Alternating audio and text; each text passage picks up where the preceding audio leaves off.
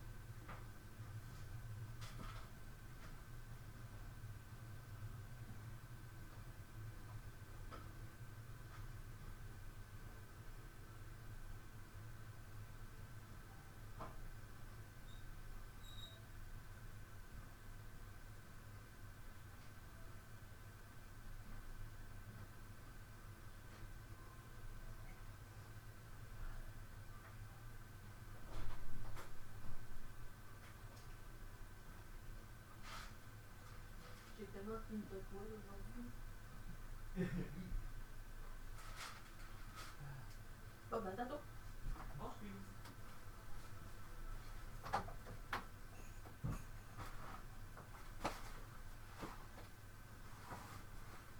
Ow.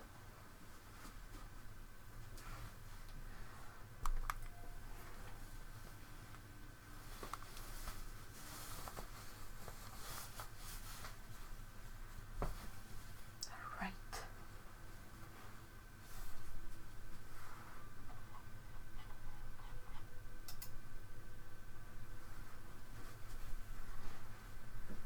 Tu fais ce que tu fais.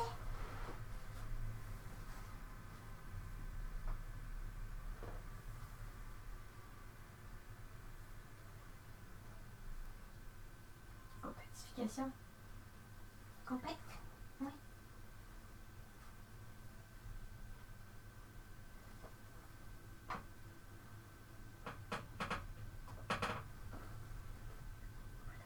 Toi. Toi. Une boulette.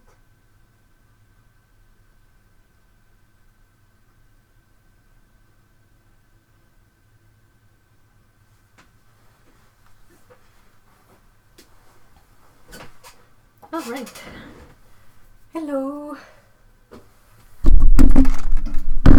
Oops. Would help if the mic was actually near me. But yeah, can you hear me?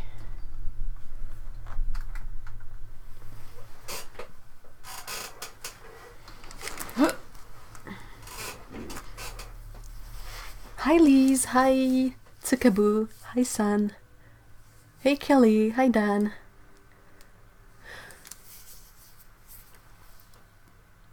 Oh yeah, sorry. How is everyone today? Hey! His G. Leinart, it's been a while. Hey, it's nice that you can be here, Kelly. Awesome. Hey, Judy. I have the cats today. How cool is that? They've been They've been sleeping a lot in the laundry pile, but we didn't make one today, so I have cats. Oh no, sorry to see that. SG Liner. That really sucks. Being sick is the worst. So it's so difficult to have to accept it and then deal with it. I mean, we all have to, but it's not easy. Hey, Lena! Do you have any chairs left? We have 3 chairs in the studio now, which is quite practical. When we used to have only 2 chairs in here, I would have to go get one from the kitchen.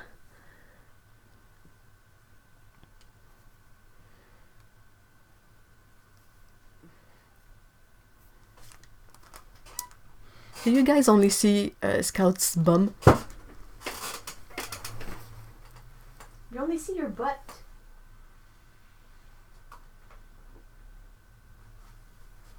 There you go.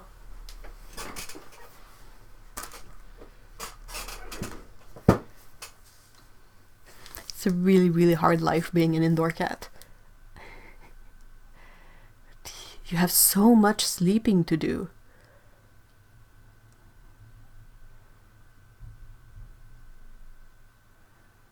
It's always sleeping and eating and sleeping and eating.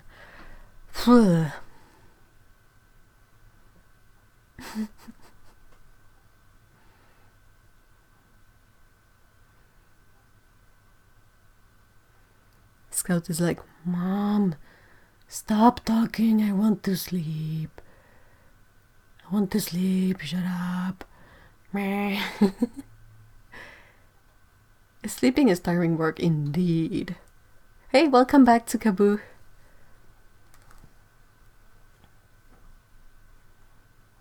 Hey, I'm glad you're feeling better, Lise.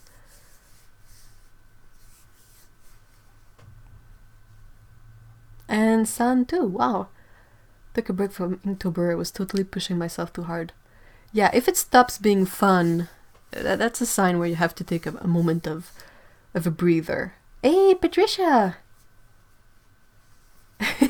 Glad to offer a moment of break from packing.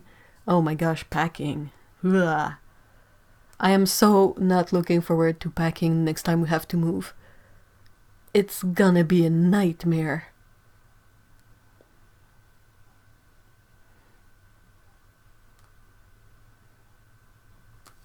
Yeah, doing art every day is really, really... Well, it's... I don't know, because I'm saying that, but I kind of doodle every day. But it's not the same exactly, because at least I can vary a bit.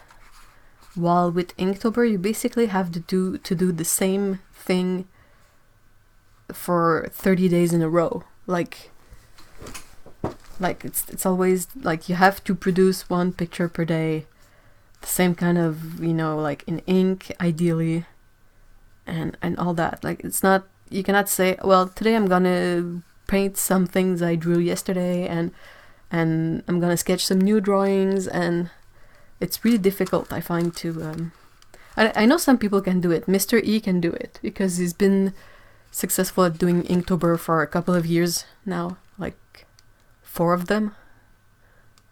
Yeah, maybe more. Maybe like the last 5-6 years he's been doing Inktober. And he can like produce regularly and have a coherent series of images. But I can't. I tried. And nope. It is brutal. Yeah, and if you follow the prompts, what if you happen upon a prompt that really doesn't inspire you? Whenever I've tried to do it, I've never followed any prompts because of that. Like, it's hard enough to do 1 picture per day in ink. Like, the same thing every day. Unless it's your job, like, I guess, like, I don't know, Mr. He has a full-time job and he still manages to... Yeah, he's a professional artist, but he still has a full-time job outside of, you know, is his time at home for personal art, and he has never followed the official prompt list. I no. I can't do it either.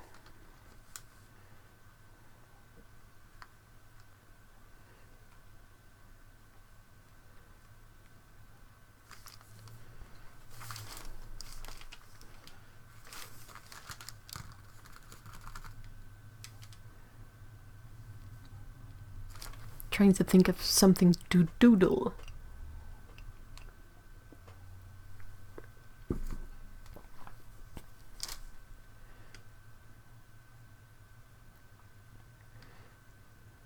I haven't seen the prompts for this year, I think. Like, I don't think I do very well when I'm being told exactly what to do.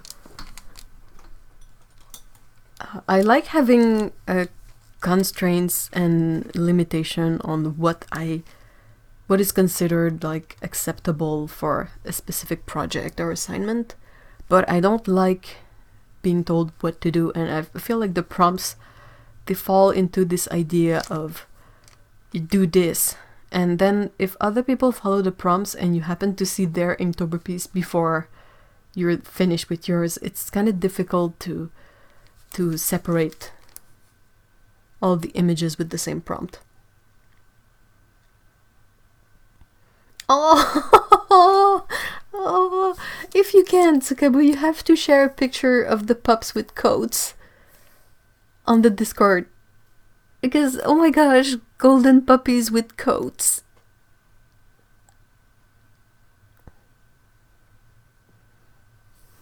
Patricia asks, you've done watercolor month, right? Was that the more comfortable experience? Yes and no.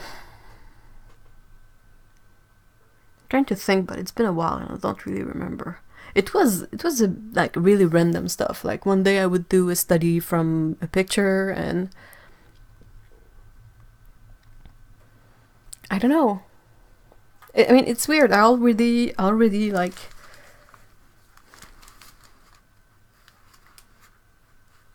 one of my focus is already to draw more and paint more and like build up my stamina for art. So with a project like Inktober or World Watercolor Month,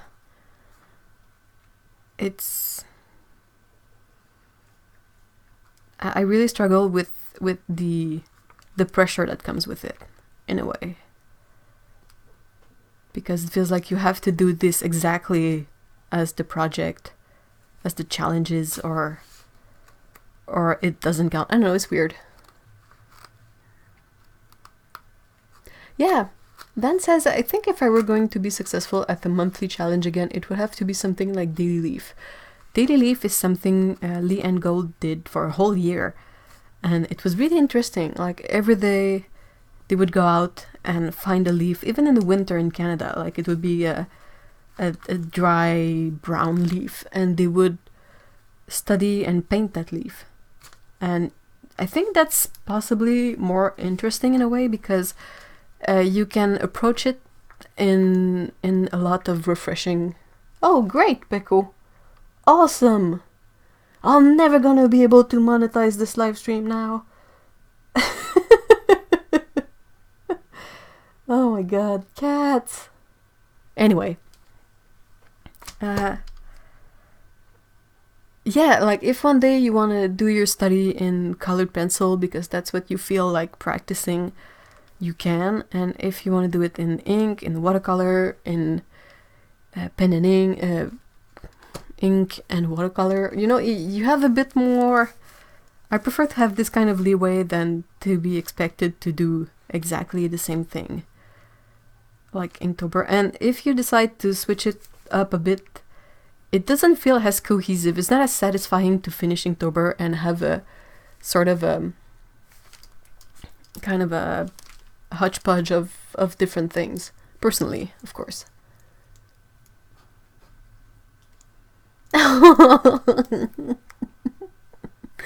Tsukabu says, we're getting our neighboring states rainy, snowy weather, and the puppies are still a wee bit young to be out naked in it. Aww. Aww.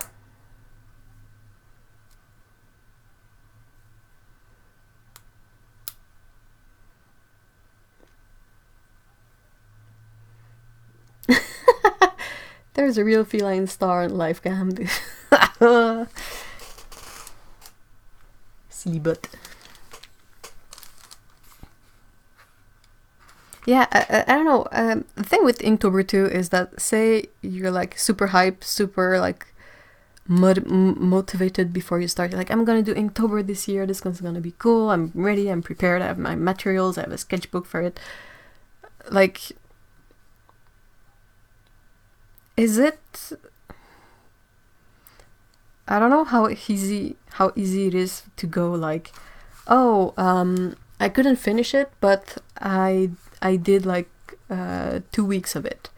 Like, does it feel like a win because you did it for 2 weeks, or does it feel more like a loss because you couldn't complete the challenge? Like, I would rather just tell myself like, okay, for a month I'm gonna plan to paint more, to draw more, depending on how I feel. Like, I want to try and build up stamina. I don't feel like, in a way, I feel like a challenge like Inktober is trying to run a marathon before training. It's not for everyone. It's really hard to do. Oh, wow. Puppies and mind you, kittens, they grow really fast. Like a lady cat can have kittens at 6 months, I think, which is very young if you think about it.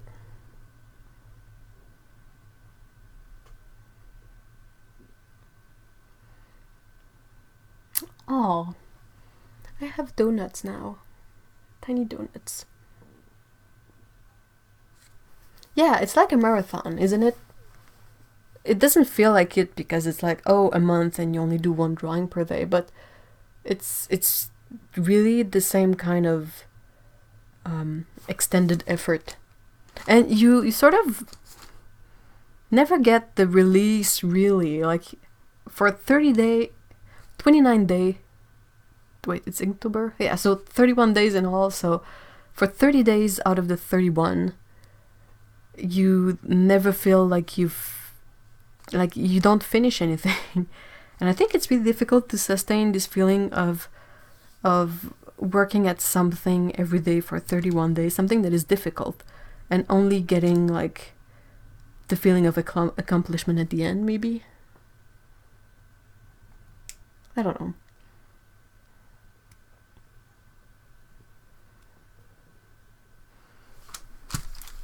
A lot of rambling today and not a lot of sketching.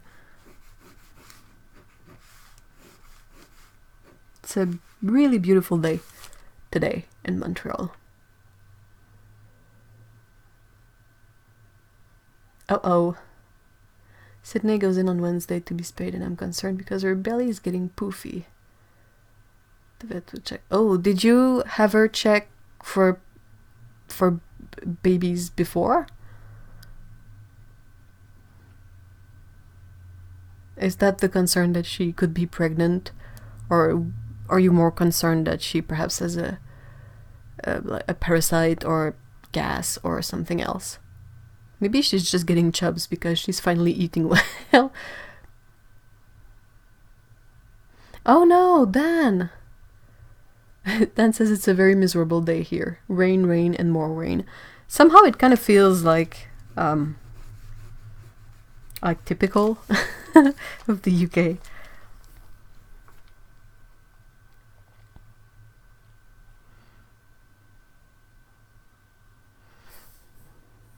I've been doing better this week. I think it shows when I feel better because I start posting more videos. And when things are a bit more slow and difficult, I post a lot less videos. Hey, Amisha! Hi! Hey, don't worry about being late. Especially if you were painting. That's awesome. Enjoying painting so much that one loses track of time is the goal. It's life goals.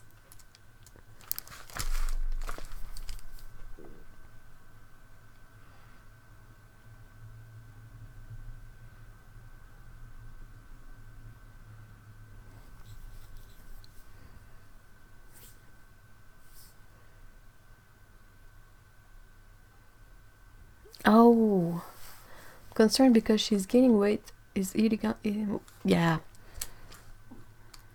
October 1, so it was.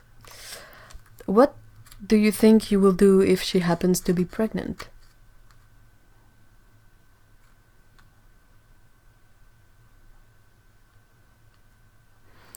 The one I've named. Oops. Oh no, it's a emergency cleanup on aisle 2. Oh no, puppies. Yeah, I've mentioned the neighborhood 30 before, right? There's a cat in this sort of block of buildings. She's mostly an outdoor cat, but she chose her human a couple of houses over, and she chose him. And at the time she chose him, I think she was pregnant with a litter of beans. And she chose her human. She did not give him a choice. So the guy was kind enough to like take her on and give her food and water, and she had her beans. She had her babies, and he was supposed to get her spayed. But yeah, it's not someone who necessarily had the money in their budget to have the thing at the vet. So they were waiting for an event where you can get your cat spayed or neutered for free. But in the waiting time, the tortie fell pregnant again, and she had another litter of beans, and then they were able to get her spayed. Aww. Oh, Patricia. All right, I will support you in mind and spirit. I mean, it's a lot of work, but at the same time, teeny tiny kittens, they can bring you so much joy. And it's also like a really great feeling to realize that instead of having the beans outside in the cold and not feel secure about them, and a lot of things can happen to mom cats who have their beans outside. Like, they can be cold, they can be stressed, they can be sick, they can struggle with finding them food and shelter. So just the fact that if she's pregnant, she's going to be able to go through that in a safe and warm environment where she has food and love and care, just that is like a huge relief in general. I think it's a huge it's a great feeling, personally. I mean, of course it's gonna be stressful because you never really know what can happen. That's life. But I mean, it's always like just as an example, whenever I see Kitten Academy and they have a mom and her kitties, it always makes me happy. Like, I don't even have them like near me. Just seeing them though, I'm like, this is nice. This is peaceful. Ah, yes, there has to be pigs. Ah, kitties, tiny beans. They have a really cute young mom at Kitten Academy at the moment. She came to them with her single baby. She has one bean. She has one baby. And the mom she's really pretty. She's really like loving and all that. But it's really funny because just looking at the baby, the bean, the bean has what they call a fever coat, which implies that the mom was possibly sick at some time during her pregnancy, and her sickness affected the bean's development in that the bean did not receive all the pigment information for their fur. So when the bean is born, it usually has like the face, the ears, the paws.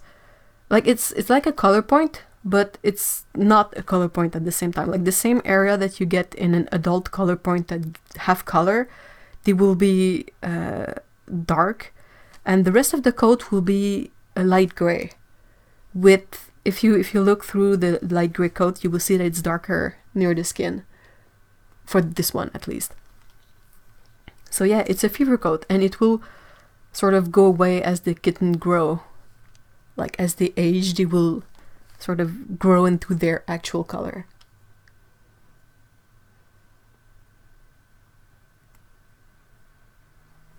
So yeah, and the mom, she's like super pretty. She has these tufts on her hair, like she has like tufty ears. She's a short hair, but she's a tabby. A printer running out of ink. Oh,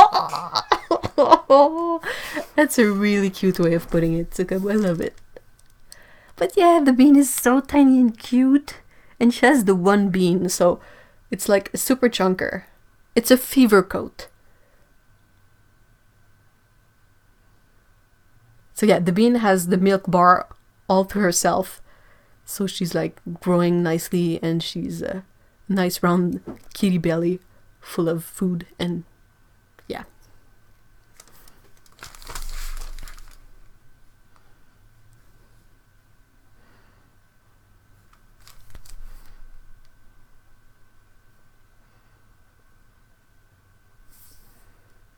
Trying to think of something to draw.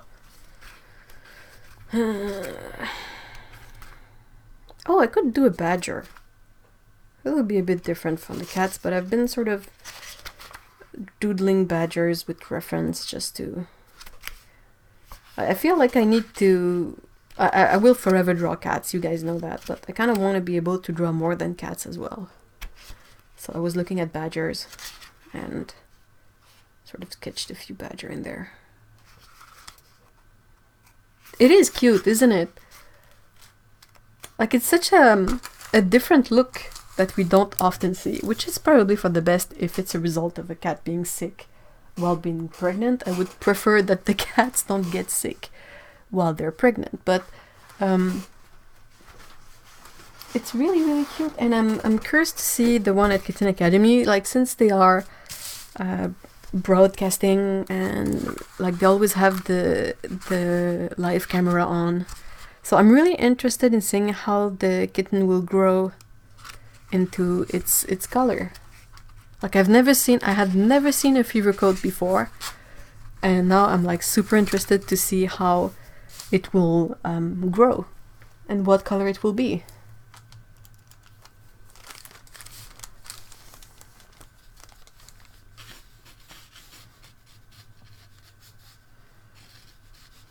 Perhaps Dan can sort of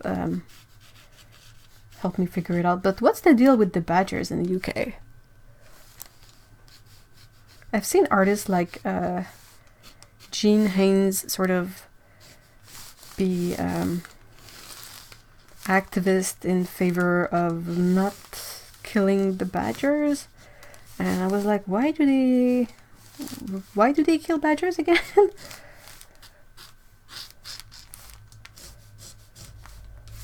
Like, what's the deal with the badgers? I think badgers are really, really cute, but yeah. I think everything is cute.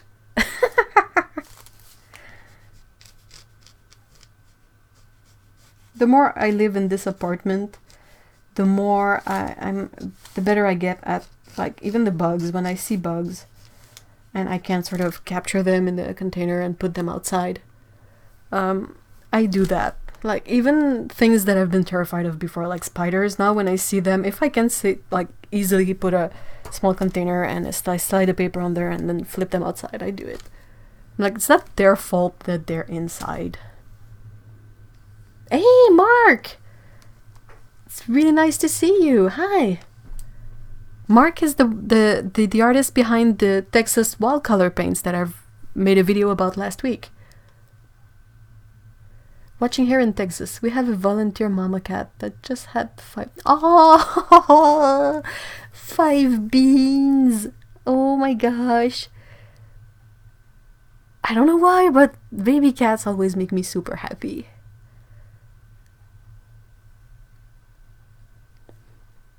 What's the plan with them? Do you plan on fostering the mama until the kids are ready to be adopted? How girls brought in the mama and babies. Our house is full of kitties now. Oh, that's the best kind of house, full of cats.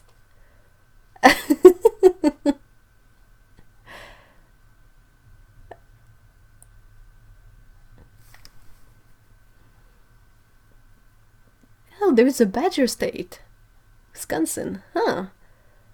And yeah, it's in Harry Potter, and I think it was in the Wind in the Willows. The Vanally Sault, yeah. Used to be like a stop motion kind of animated TV show that was on TV when I was a kid. And I was more terrified by it than interested. The puppets were really like weird.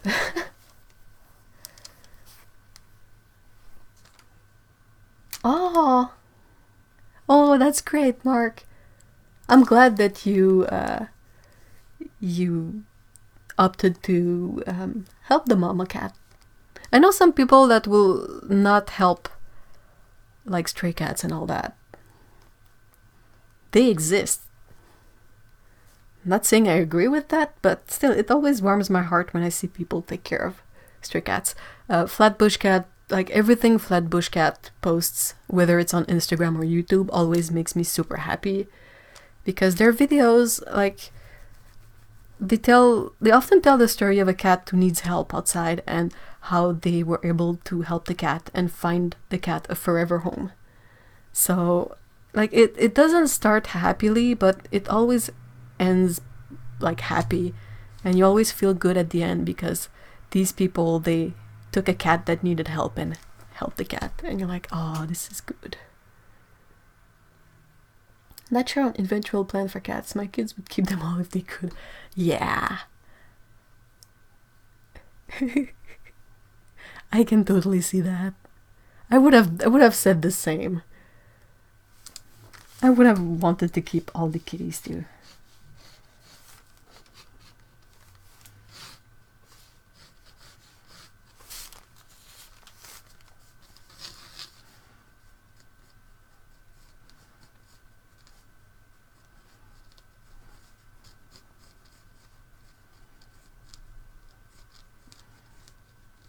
Feels great to feel better.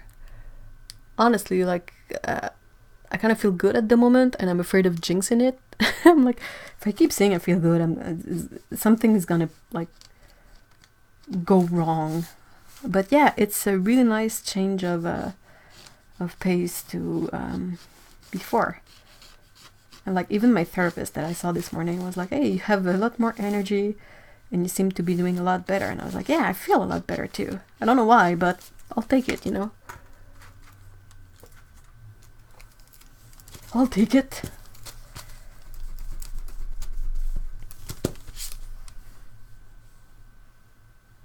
I think I did I did the hand the wrong way around. Yeah.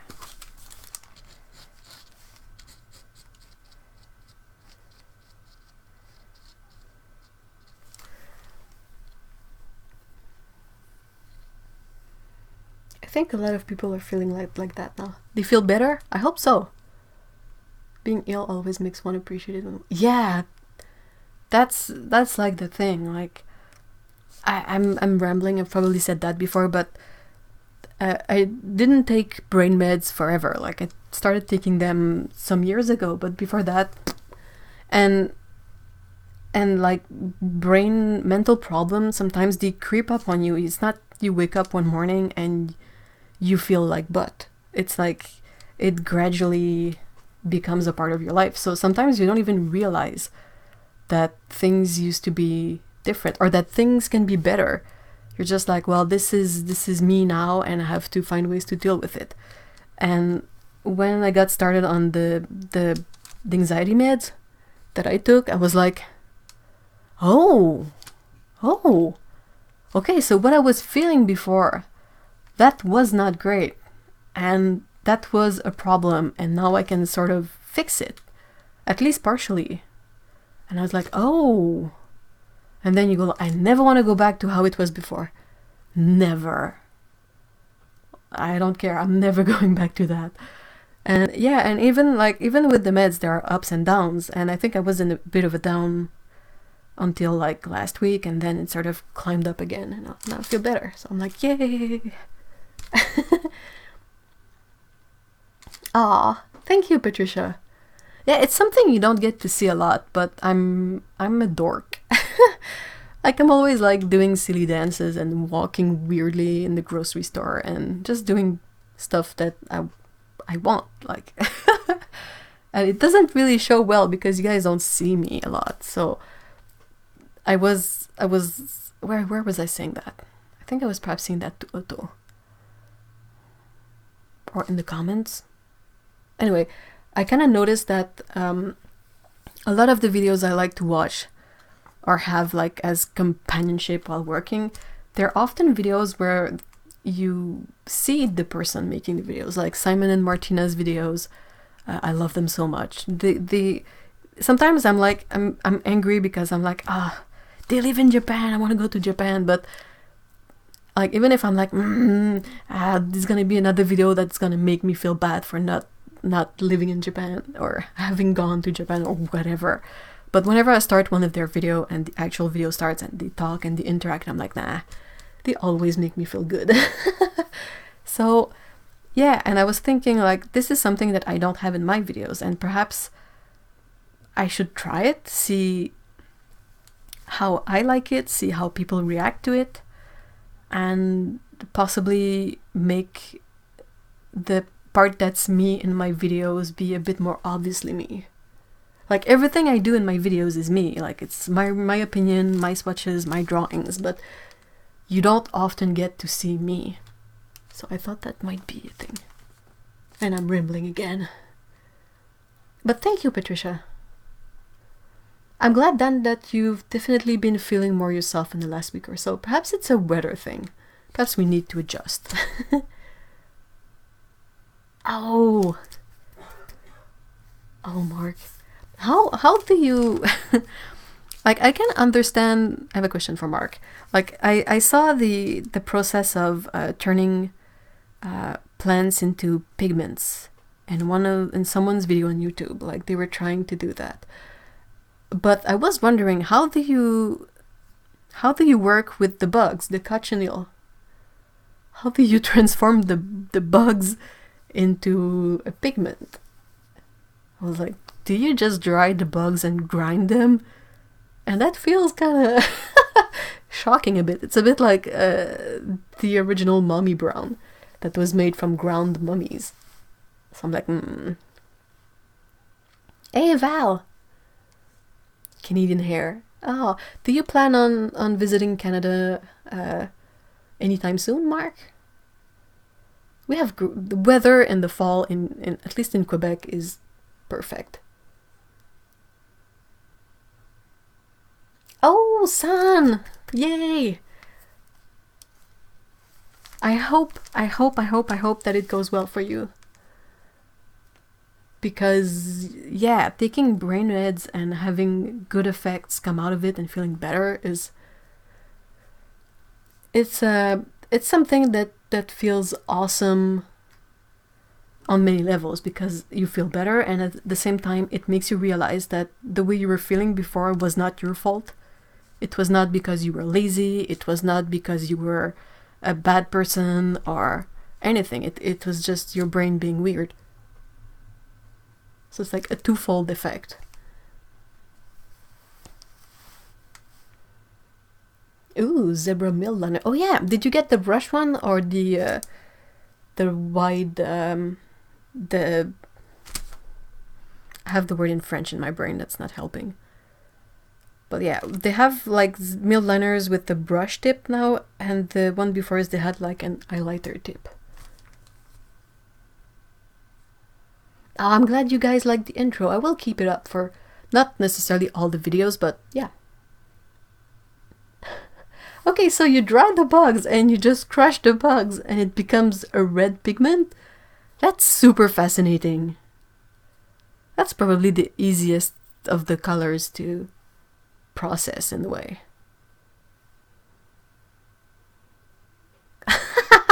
Mummy brown or mommy brown. Ooh. What is it too gross to inquire about mommy brown? Grind them and then make lake pigment. Oh! Okay, so it's basically the same process as for the plant. You still have to go through the liquid color stage and then dry it out and then grind it out in pigment, right? Or something like that. Oh, you lived in Chicoutimi. Oh, wow. Yeah, that's as Quebec as you can get. Ah, your son just was here for Zone de Miel. In the fall, that's gotta be a really nice place for a honeymoon. But a paint to harvest from the cactus.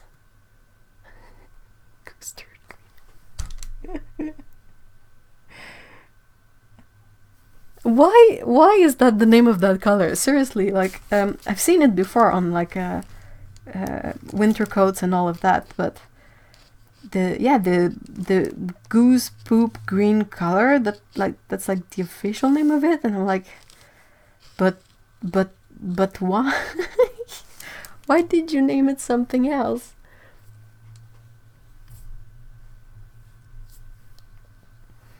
I'm pretty sure there are other things that are a similar green that are not the poop of geese. You know? Canada is pretty great, though you get tired of the winter, because it lasts a really long time. Like last year, it started in November, and so you have November, December, and you have at least 4 months into the new year where you still have snow. So, yeah, until April. It's like, bleh. So much snow.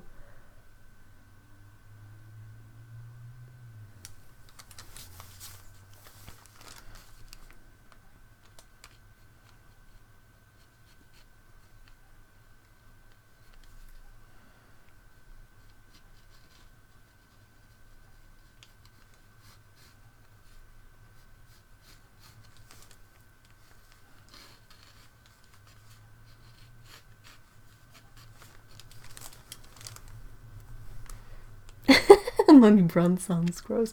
Yeah, I think you can probably skip on the the grinding of old Egyptian mummies.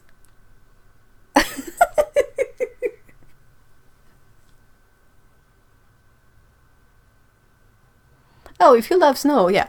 Do you like shoveling snow? Do you like ice on the sidewalk and having to wear what's the word for them? You know, like the thing you add to your shoes that have either spikes under them or they have these like spring thing that offer grip on the ice.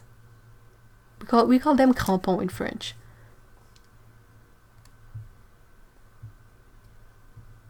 Yep, everyone in North America knows what that color is.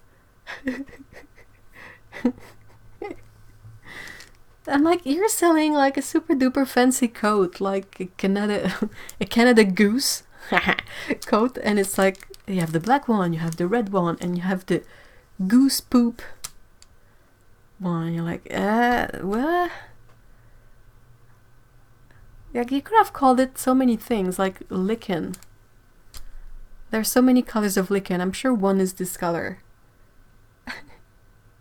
I've never had to shovel or wear spike shoes. Well, if you come to Canada in the winter, you will learn really fast about these things. snow in 3 years. Oh my gosh.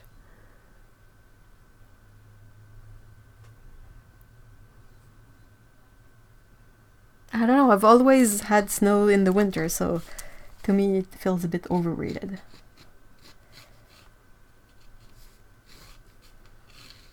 I mean, I have good memories of snow, but it's always been a thing in the winter. You always have snow.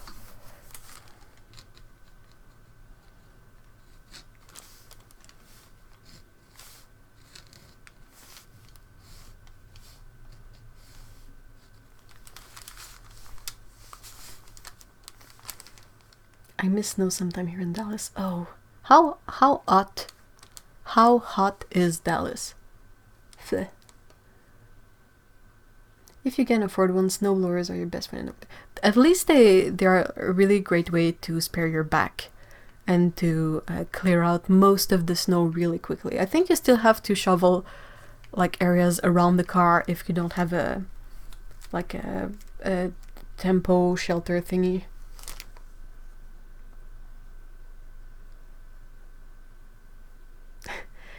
Are cleats the shoes with the spikes in them?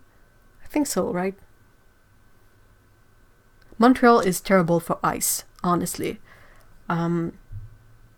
It's been worse and worse. But yeah, it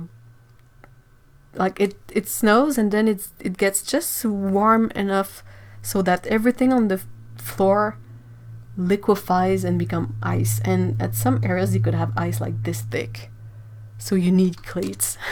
You need something to help you, because otherwise you end up on your butt all the time.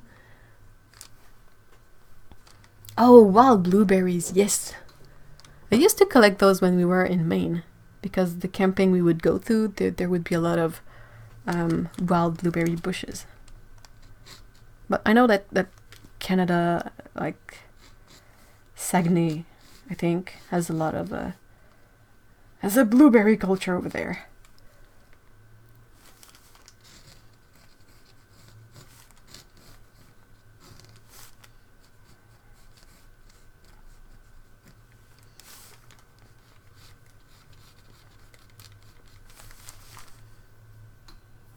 This winter I would love to see you paint some of those wonderful Montreal icicles. Do you mean the ones that that are like dripping down from the rooftops of buildings? And we have a lot of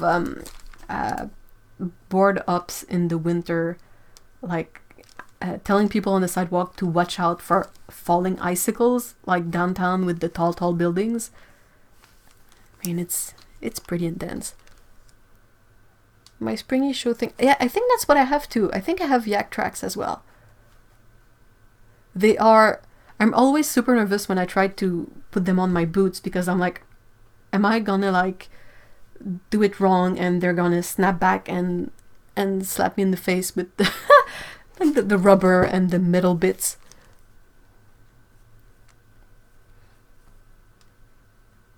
Don't miss winter there too much. Yes, they call the people of Saguenay blueberries. Well, don't they call like French Canadians frogs or something? Is it because supposedly French people eat frog legs? Is that the thing?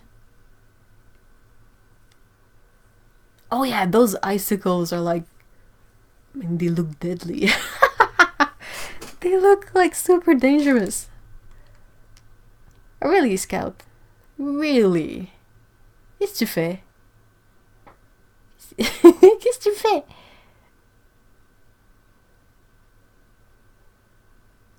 À part être cute.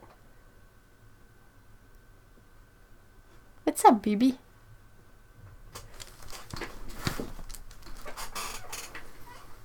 Tu veux une couverte? Qu'est-ce que tu veux? Tu veux t'aller en dessous? Tu veux t'aller en dessous de la couverte? C'est ça que tu veux?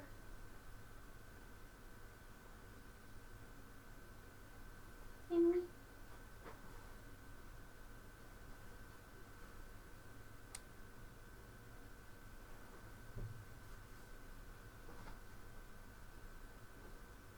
Ouais, c'est bon comme ça? C'est bien?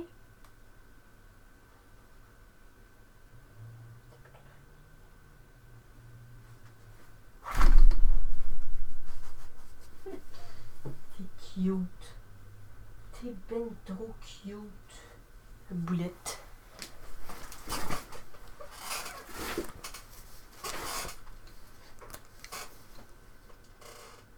Oh, growing up in Siberia. Whoa.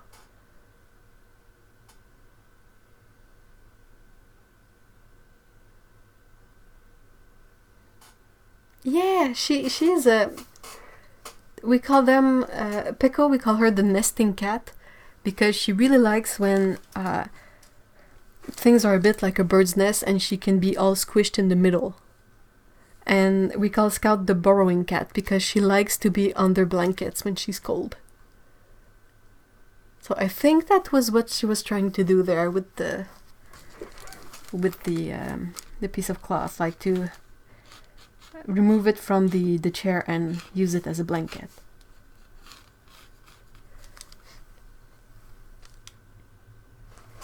Escuti, t'as de l'air bête. T'as tellement de l'air bête.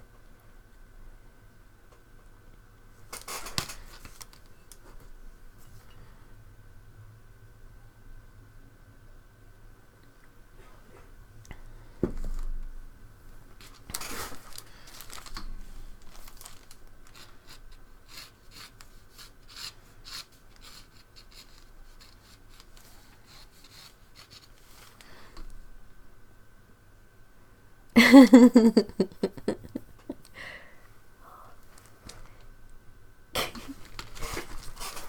que tu fais, toi? Je suis allée en dessous.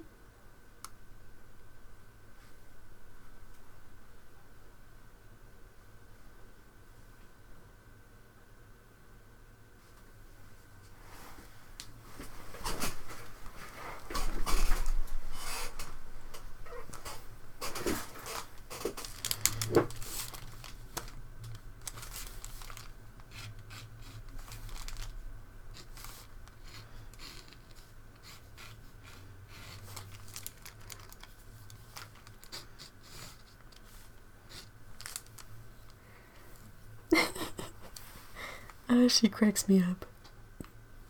Sometimes we look for Scout, and when we find her, she's she's dug herself a burrow in one of the blankets, like one of the bed covers or something. There's just the bed cover and then a lump, and we know that the lump is a cat.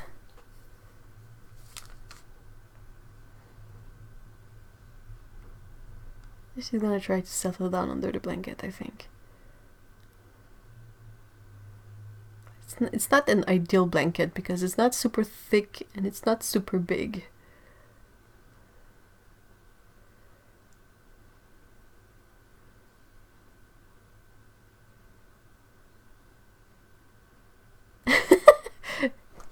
See ya, peasants. See ya, plebs.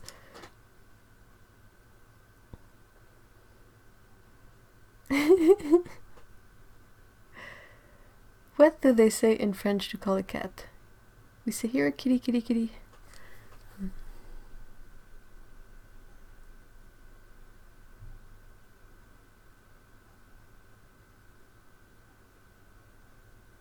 I don't know.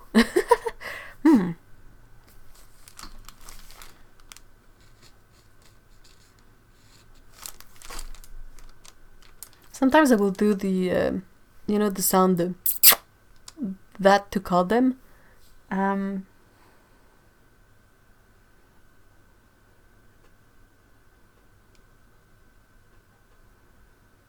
don't know. If the cat has a name, I will call them.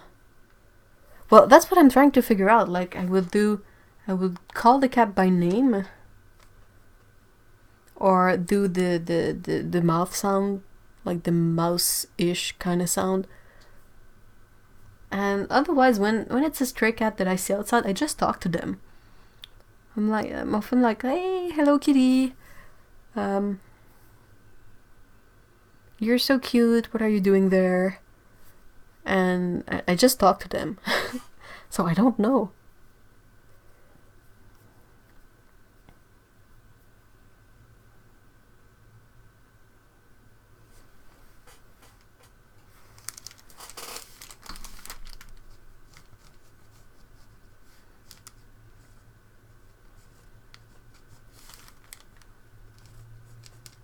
who has no idea what badger feet looks like. This person.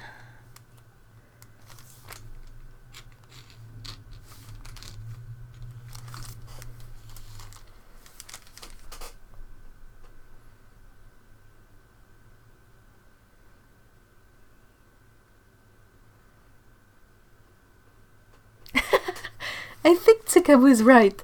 Tsukabu says cats are very particular. Some will come even when they're not called. It's a psychic connection. They just know when you're doing something. That's usually what happens. Like, I will start talking to the cat and they realize that I'm probably talking to them. And either they will be like, nope, and walk away. Or they will come see. Or they will do nothing. But, yeah, I'm trying to...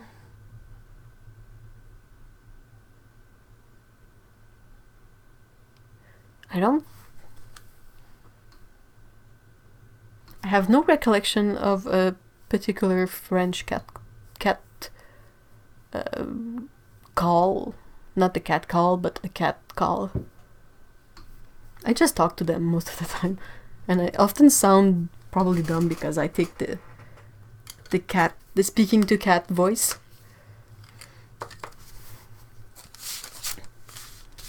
Okay, speaking of cats, I have a question for you guys. Whether you have a cat or not, or whether you've lived with cats or not, cats on the kitchen counter, yes or no?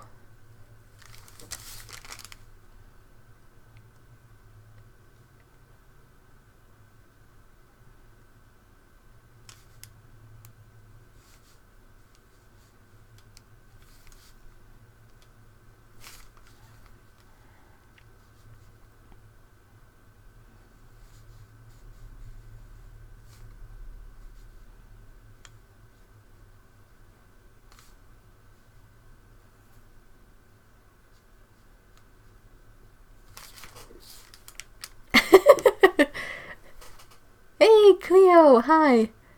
No, Dan, no. Judy, no.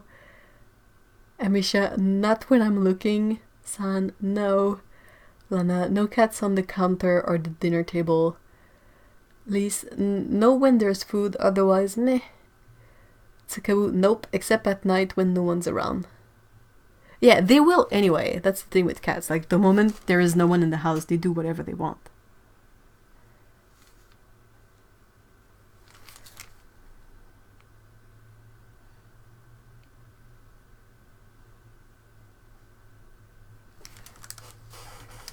Alright. That's interesting. I mean, I don't... Unless I'm preparing food or eating... Well, even when I'm eating. Like, if I'm eating here, and a cat is seated over there, I don't really mind. It really doesn't bother me. The only place I don't want them to go is on the counter that has the oven. Because you never really know when something is going to still be hot on the oven, and I don't want them to hurt themselves. Where I work in French West Africa, the people say moose, moose, moose. They call it cat. Huh. No cat on counter, don't want cat fur in the soup. I think both of us here have given up on the notion of not eating cat hair / litter / everything else. I mean, I put my face in my cats, like... I don't know. Perhaps I'm just gross. That's also a possibility. But yeah, I don't really... Like, if no one's there, like, if nothing is happening on the counter, they will use the counter to get to the window, or... The cats don't like to be on the floor. So that's why they enjoy being on tables and counters so much. So sometimes they will just chill on the counter, and we wash it, like... But I will never put, like, food directly on the counter either. Like, it's always something that's either on a cutting board, in a plate. And if I know I need the counter to put food directly on it, I will wash it beforehand. But otherwise... Can we take a moment to like consider just how adorable Scout is under a blanket? Can you guys see her? C'est bien belle. T'as bien des gros yeux. Oh, t'as des gros yeux. Tu veux être un peu plus comme en dessous? C'est comme ça?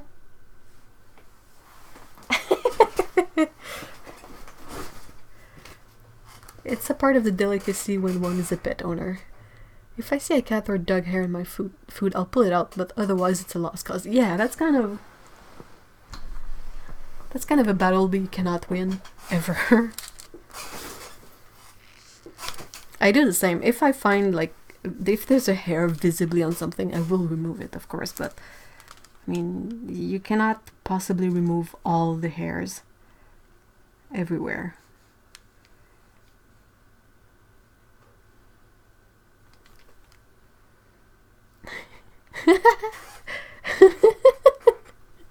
Aww. I'm glad you agree, Elise. She's dark, so it's really hard to see, but there's really her tiny little cute face poking out under the blanket. She looks so cozy.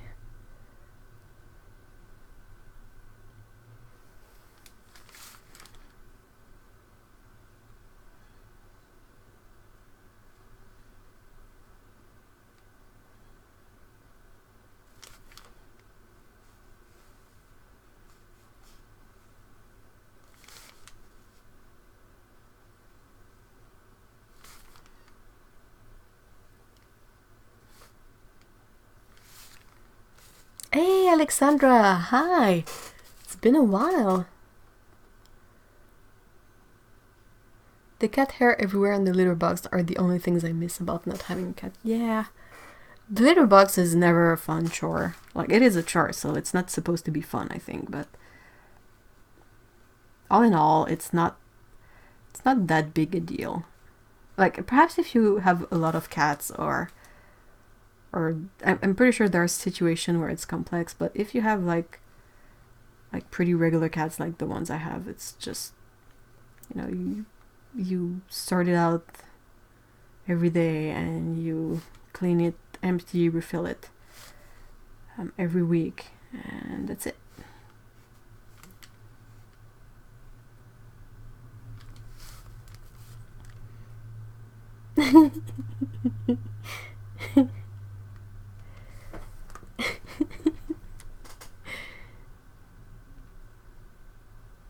Aww. There are 3 little chunky cats in my drawing. Can I get help with colors? It's a mom and 2 kittens, stylized seen from behind. Oh. Can you make one of them gray? Like, you know, like a Russian blue type of gray.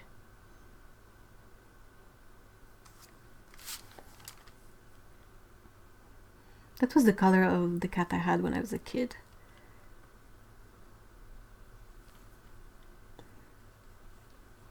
The cat that I realize now was really mellow and easygoing. Because my cats now are kind of high maintenance. They don't look it at the moment, but they are.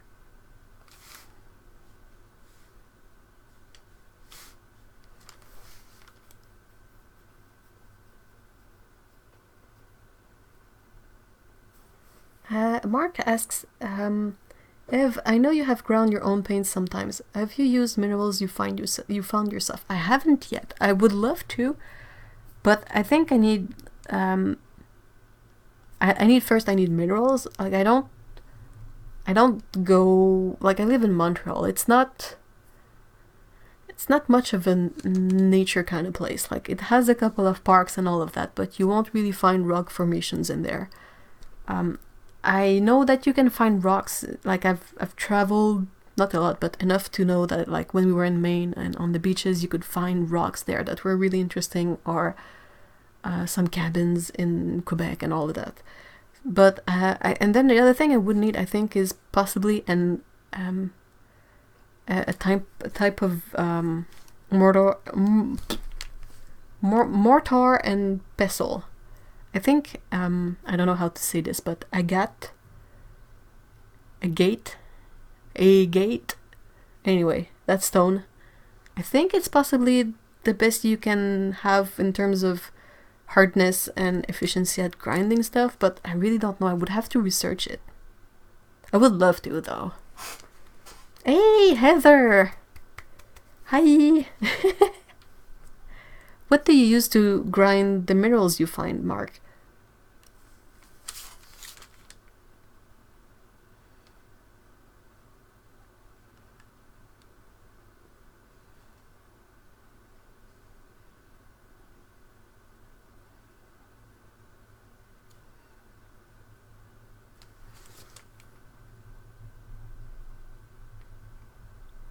Post-neuter capital is...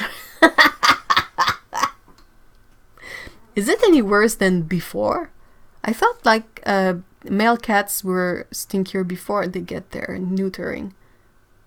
Did you find a name for the new guy? Hey, welcome back, Patricia. Yeah, the garnet from Kremer was kind of a nightmare. I think I sent all of mine to Ame in Germany. Because I was like, hey, I cannot make this work, but perhaps you can. Who knows?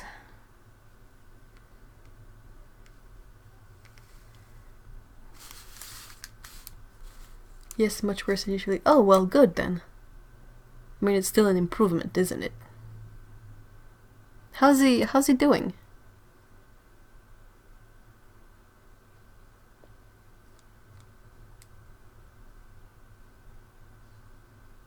We have a lot of ardoise as a kind of local stone to Quebec, and I know that this one is brittle and possibly softer, and I think it would be interesting to grind it into powder and see about making it a paint. But yeah, I had bought one mortar and pestle and really didn't like working with them, and I don't know what would work the best. So, unless I can figure that out... Tu fais good.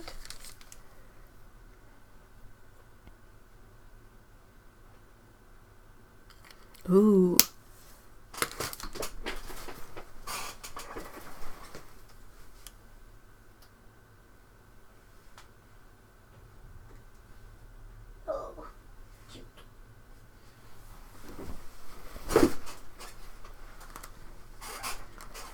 Oh, I didn't know their hematite was awful. It's not what I would have thought that it would have worked better, but apparently not. I'd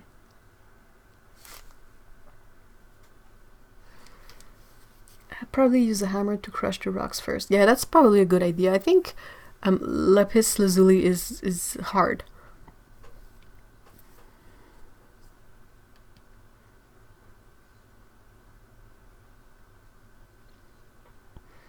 Takabu says, the state I live in has places where you can hunt for your own amethyst too. I think amethyst hunting and grinding would be fun. I don't know if I would be able to bring myself to grind amethyst. It's so pretty. Oh my gosh, Heather. Has anyone ever solved the mystery of disappearing socks in the dryer? Cats? I don't know.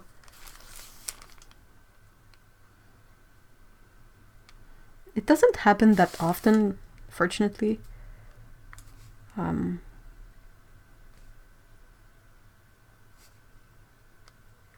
think most of the times when I've had cases of not being able to find a sock, it's mostly because it had like rolled under the bed or something, and I didn't put it in the wash at the same time as everything else, and then it sort of got lost. It won't bind with the binder. Ugh. You have stray cats. Aww. Kitty, kitty, kitty, kitties. Cobalt glass is also another historical pigment color. Again, would need to crush the glass first. Is it toxic? like I know cobalt itself is one of the toxic pigments. If anything, the toxic consideration is more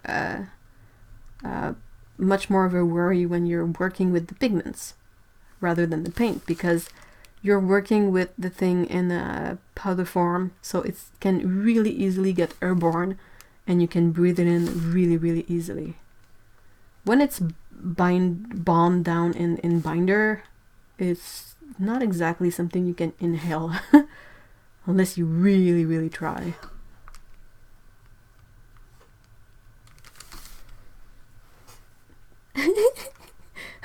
Whoa! Nope, I put 12 socks in and 9 survived. Have you looked into sleeves and pant legs of other things that were in the wash at the same time? I am not particularly going to be painting with the Primatech range. It's a beautiful range, but it's not necessarily super versatile. Like, you don't really have a yellow in there, like, per se, or... So it can be a bit more difficult. I have no idea what I'm doing. For illustration. Note to self. Check out Badger Paws.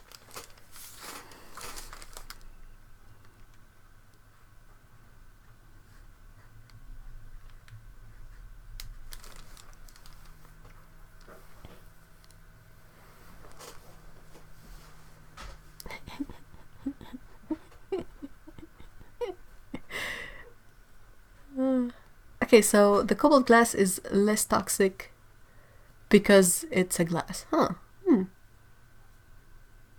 Cobalt glass is really pretty though.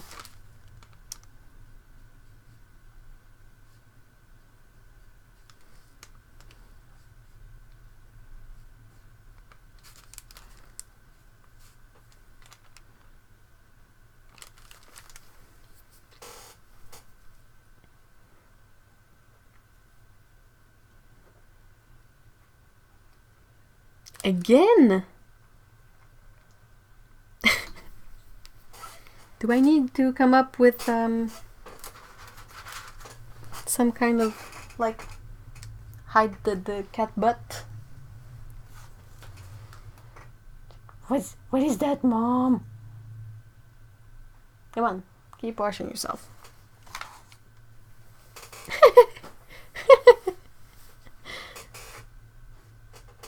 Oh yeah, Mark, if you were not familiar with Heather, she's our most mischievous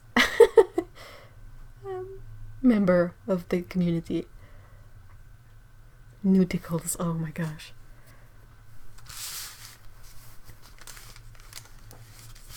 I really doubt that they care about this stuff. Like, if a pet can learn to function with, like, 2 legs instead of 4, I'm pretty sure they don't really mind about their spade, their neutering operation.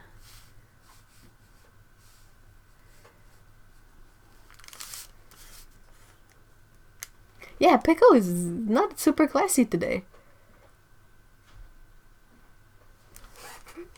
Guillaume, viens voir. Juste vite par la porte, là. Tu vois-tu, Scout? Non. Et où? Elle est en dessous de la couverte sur ma chaise. Oh, wow. Elle s'est fait un burrow. Grosse bibite. Wow. Sont cool, tes coupillettes. Ouais. Mais quoi, elle arrête pas de se laver les fesses, par exemple. Ah ouais? Tu sais, dans l'angle de la caméra. C'est comme, ben là... Ok, mais arrête, là. C'est... Espèce de pas de classe. C'est du contenu pour ton stream. C'est fin.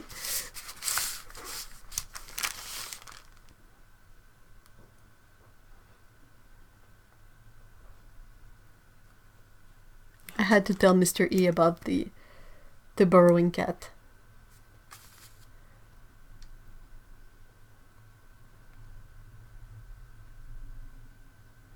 Yeah, I don't think anyone needs the Primatech range, but it's really easy to find a use for these colors. Like, I think Jean Haynes often has Primatech colors in her palette, like Amethyst and Jadeite. So, you know, it's not... Like, ultimately, if you really want to be hardcore with it, you only need 3 colors. A magenta, a yellow, and a cyan. But it's a lot of work to get everything done with these 3 colors only, so yeah. Hey, speaking of cyan, hey cyan! Tried to be social at nightlife, then much rather be here. Yeah, I can totally relate to that.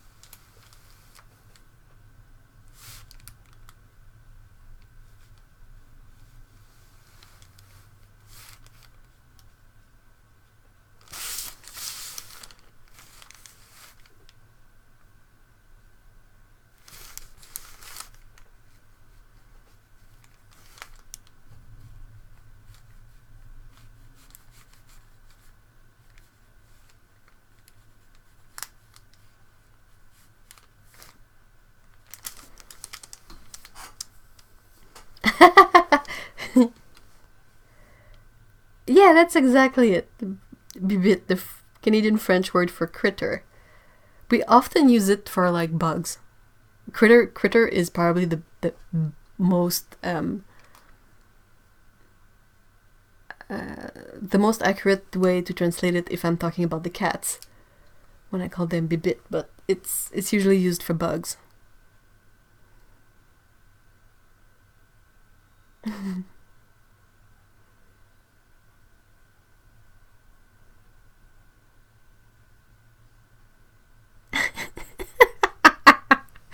Oh my gosh, Heather. Though the kitty you rescued is like another one of those insanely precious, loving, cute little kitties that's like so happy to have found someone to give them scritches and all of that. It's like I don't understand how these cats end up being outside to begin with, because they're like super adoptable. But I know it happens. But still, they are like the most adoptable cats ever. And I'm always baffled that they are abandoned in a way, or definitely a socialized cat, so not a feral one, but what's it doing outside with no one caring for it?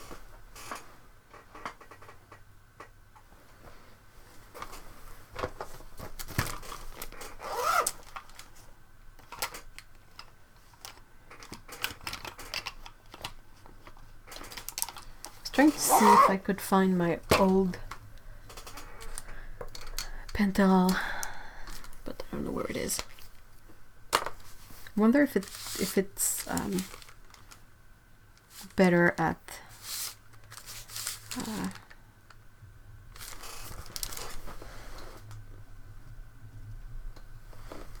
doing like a dry brushwork than a newer one. Like this one is a bit newer.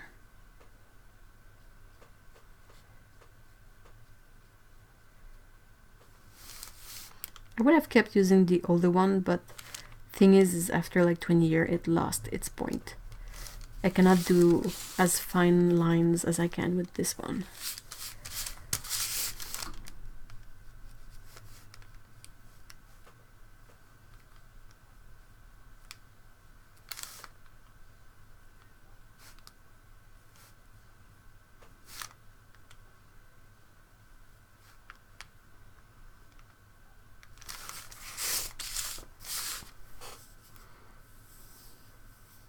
Bruiser's cousin, we think, and once again been stalked by another neighbor dog.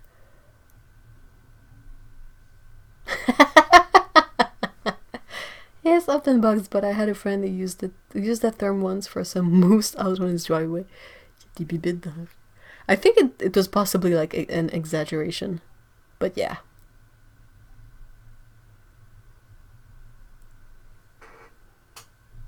Oh, thank you so much, Patricia.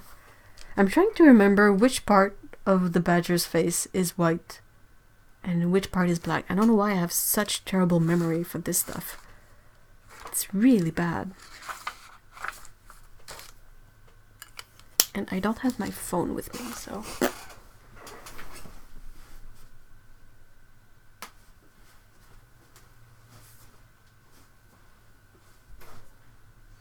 Guillaume? Oui. Quelle partie du badger qui est blanche, quelle partie qui est noire dans la face?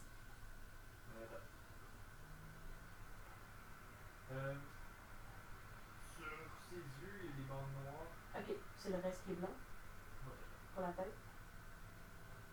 J'arrive jamais à me rappeler. Là. Oui. Hop, juste là. Oh! Trop cute. Cool, merci. Une bande blanche, une bande noire sur les yeux. Non, juste aux ailes. Ouais. Whoop, whoop. Whoop, whoop.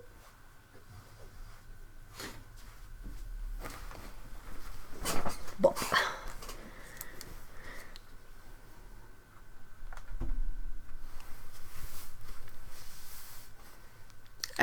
I asked Mr. E, who is currently drawing a lot of badgers for Inktober, and it's the stripe on the eyes that are black.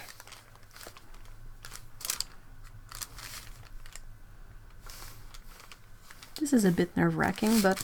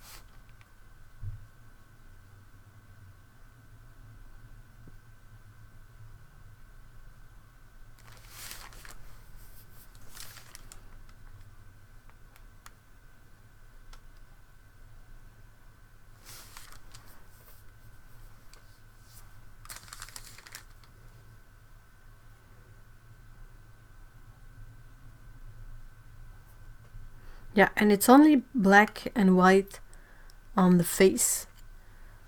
Like the rest of the body is like grayish brown.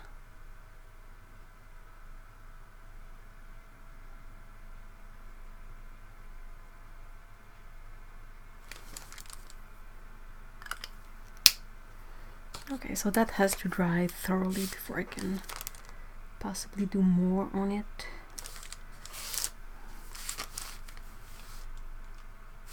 Kind of want to get better at working with black and white, so I kind of want to try stuff. You never know if what you try is going to work out or if it's going to be a big fail. So that's the nerve-wracking part.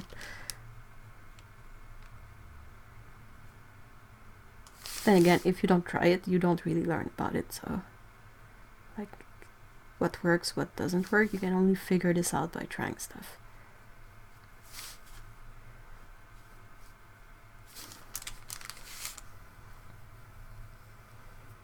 Okay, black and white is really, really hard.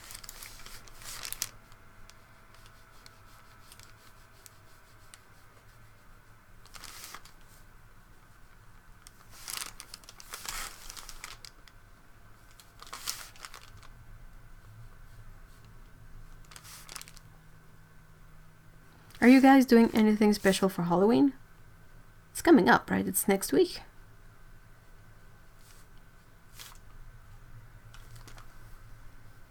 Oh, thank you so much, Lise. For a visual, Cuz is an orange mackerel tabby tuxedo piebald. Sorry, he has a white nose, chest, and socks, but none on the body. His tiny socks are adorable. He really reminds me of Pecco because, well, she's not the mackerel tabby, she's a regular tabby. but she also has like all the white, and she has white on her face at just about the same spot as Cuz, and the paws, though she has a bit more white, I think.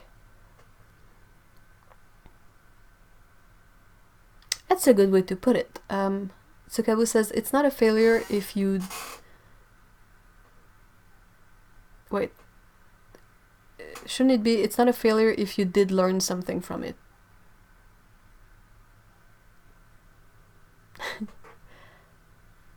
Dan's plans for Halloween are staying indoors, wearing a big dressing gown and painting. And having all the lights, like, down except for a few near the drawing space so kids don't come ringing the bell. Halloween! Like, I don't have any candies, and if I had, I would eat them all. Grumpy grump grump.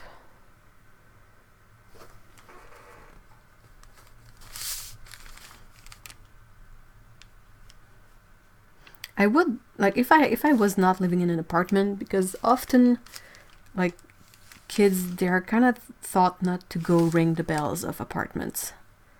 And I can totally see why.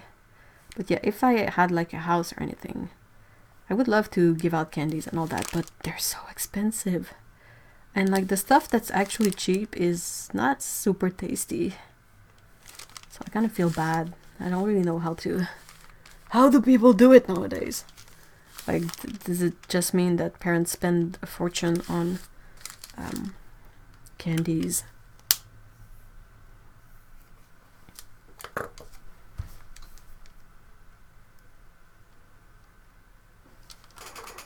Boop.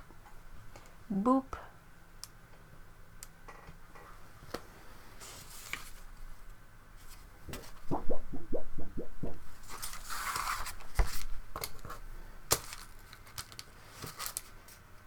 Give out art supplies.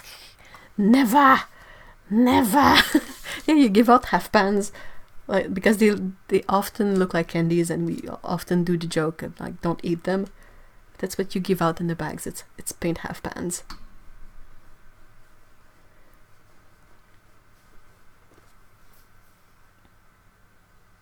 Ah, that's a cute way to go about it. Tsukebu says the apartments we used to live in before had a thing where we would hang tags on our doorknobs, which said if we allowed trick-or-treaters or not. One year I forgot to get candy and gave out nickel. Yeah, that's good. I wonder if the kids still have the UNICEF box. Like, they used to give us, they would give it in school before Halloween. It was flat, but it was technically a donation box that you would, like, fold out so it becomes in the shape of a box. And it had holes to attach a string, and you would basically trick-or-treat with that around your neck. And some places would prepare, like, candies, but also a ball of change, like pennies. We don't have pennies anymore, but back then we still had pennies. But all the small, like, 5 cents, 10 cents, all the coins. And they would perhaps give candies and often be like, oh, wait, I have money for UNICEF. And they would, like, give money for UNICEF. And after Halloween, we would all bring our box backs to the school, and they would be sent as donation to UNICEF.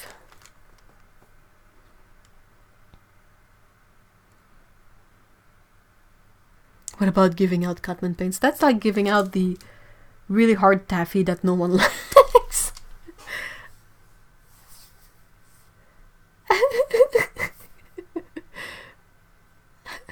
Back in the days, we had candies. I remember the time I trick-or-treated and I got a small bar of, you know, the Bounty chocolate bar, the one that's coconut with chocolate, like chocolate covered coconut. And I had never seen those like in Halloween mini size before. So I remember the one year that I got one, I was like mind blown, and I stopped and I opened it and I ate it on the spot, and I was so happy because I was like, this is the best thing ever. It's possibly like Mounds. It's Almond Joy is the one that has an almond on top, right? And Mounds is the one that's just coconut and chocolate. I used to love getting the small bags of Hostess potato chip back in the yeah. Though they would often be like the plain chips. And those I don't know, I never took to plain chips because to me they just taste like fat. And I'm like, I need something more with my fat. I need some like barbecue seasoning or ketchup seasoning or something full of salt and not super good for you, but really tasty. What is this set? I love bounties. Oh yeah. I wish they would have the dark chocolate bounty more readily available because the regular one is so sweet. Like it's super sweet chocolate with super sweet coconut sort of mixture. And it's just like it's not bad, but it's like it's more difficult to eat when one is old. Like as a kid you're like, woohoo, sugar, and you sort of do something with it, but as an aging adult it's like woohoo, sugar, and then crash, and you're basically just a non-functioning puddle of human for a bit. Funny thing though, my mom would always sort of decide to trade me the coffee crisps. I don't think you have coffee crisps in the US, but it's basically a wafer sort of stack that has a coffee flavored filling between the wafers, and it's all covered in chocolate, of course. So it's basically a wafer, kind of a bigger Kit Kat bar with coffee flavored stuff in there. And like my mom, as someone who enjoyed coffee, like she would always be like, "Oh look, we have these left from the balls for the trick-or-treaters. So here, I will give you these 3 chocolate bars and I will take your 3 coffee crisps." And I was like, okay. Like, I didn't say anything, but I was always a bit like, but I kind of like coffee crisp too. So I was like, well, the other ones are good too, so fine. But now that I'm an adult, when I see a coffee crisp, I'm like, nah, it's mine. And I eat it, and I'm like, ugh, these are so sweet, why? That's basically like every cheap chocolate now. It's like, why are they so sweet? A friend of mine always choose the chocolate covered coffee beans. That's super tasty and a really good way to wake up. I just finished a painting. Thanks. What? Why are you thanking me? What did I do?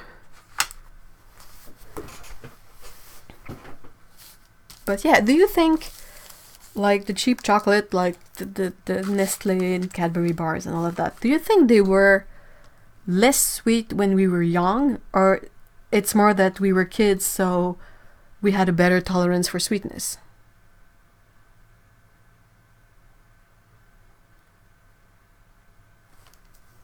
Halloween stuff. Aww. Flavored of fat. Yeah, I don't know why. Oh, hey, Eliza! What's up? Hi. I love dark chocolate covered espresso bean. Oh, that sounds like decadent.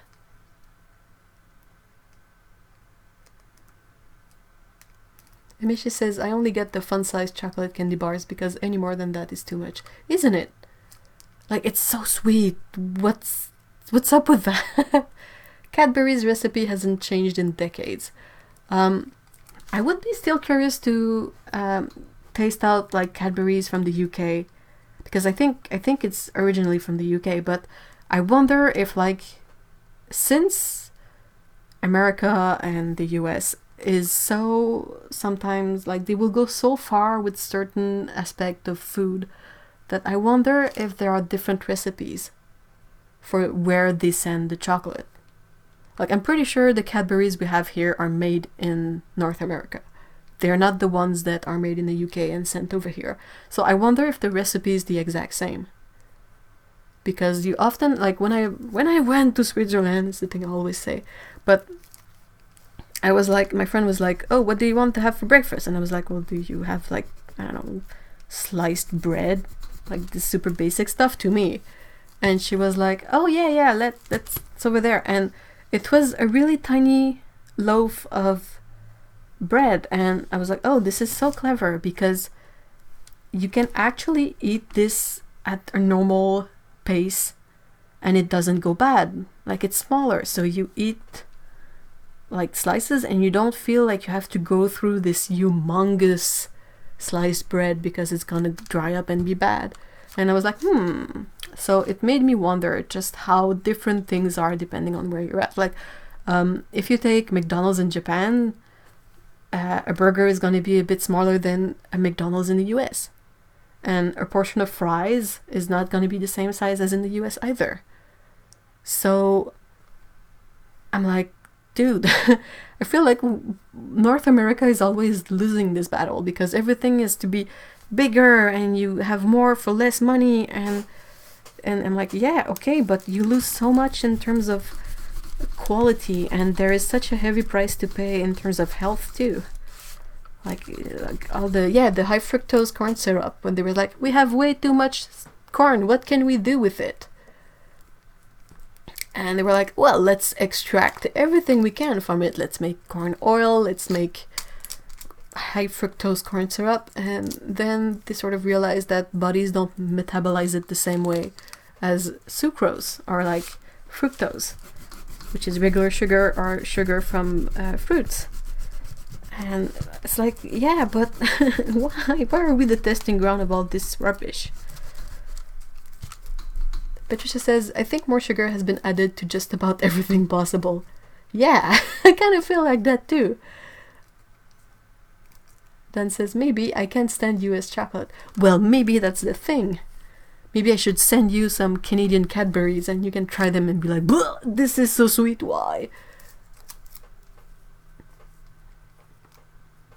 Oh, you have the small breads in Finland too. Why can't we get those here? Like, we have fancy bakery bread, but they're like super expensive. And like the cheap loaf that's like way too big for a couple of person, it's like super cheap. And you're like, well, I don't want... It's not that I want to pay more for stuff, it's just I don't want to have too much stuff, because then I feel pressured to eat it because it's gonna go bad. So I'm like, why? Why? Go for it, I'll send you some UK chocolate. Let's do a chocolate trade, that could be fun. That would be a fun video.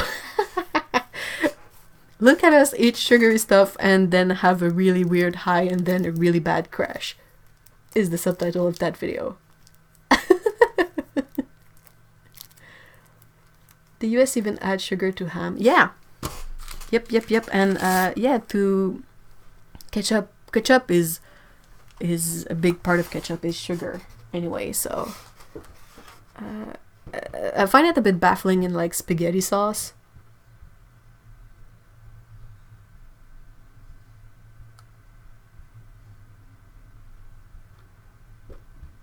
I would much prefer to have tiny breads, but like we buy...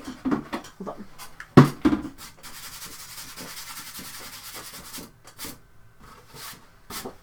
I'm still not used to the fact that the mic I'm using right now is fixed in there.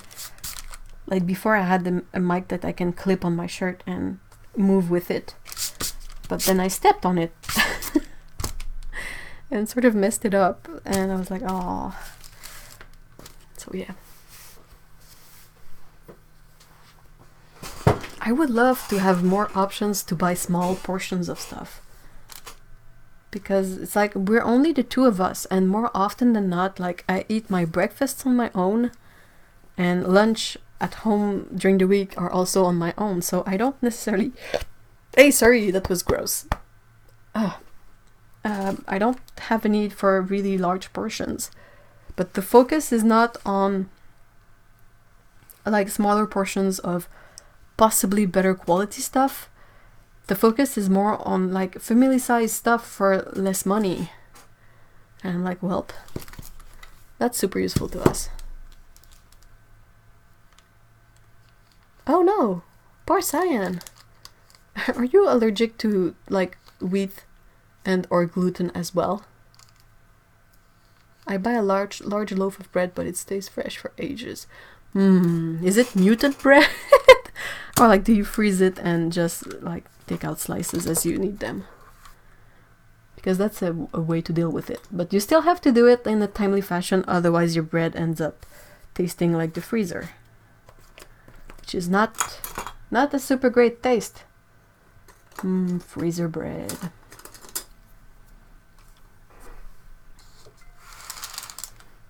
Gotta be careful, because having bread in the house is triggering in a way.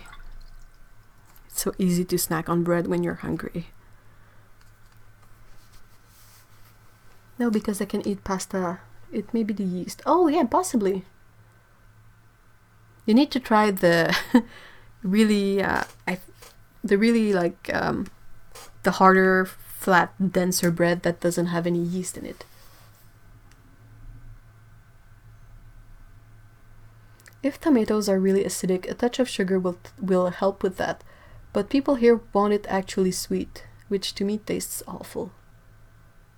Ugh. Ugh.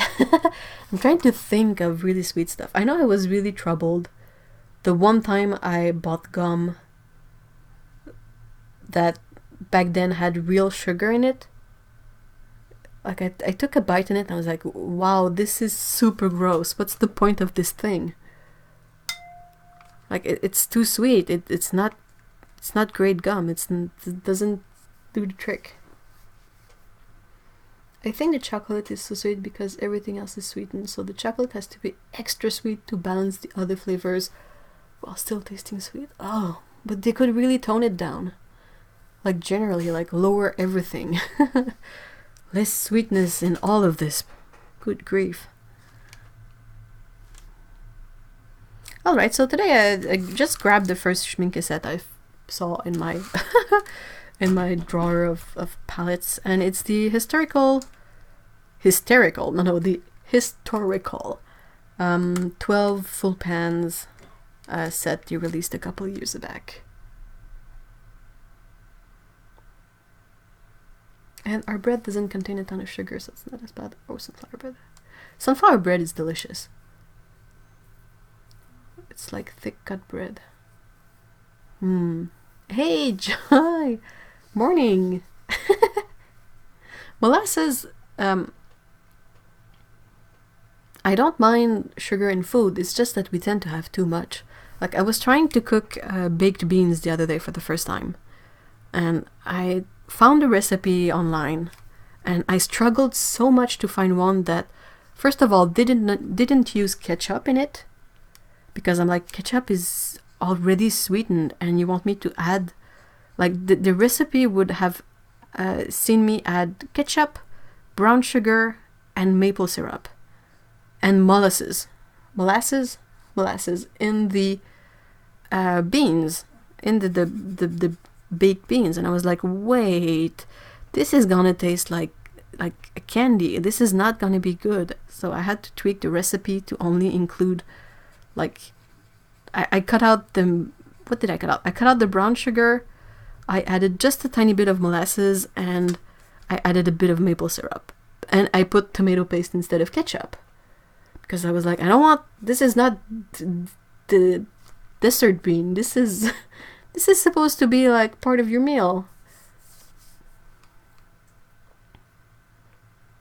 Hubba bubba gum. These are so gross. Recently I found I can handle honey oat organic bread. Ooh, that sounds delicious too.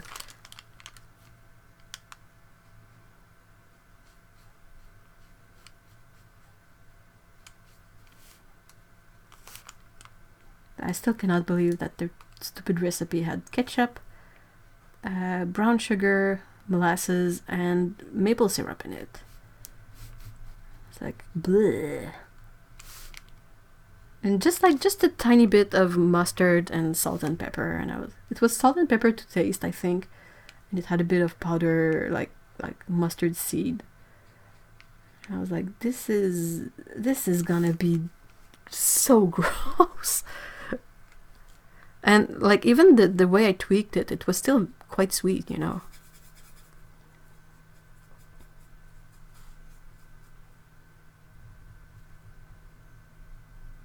I don't think Canada is much less sweetened than the US because we get a lot of stuff from the US.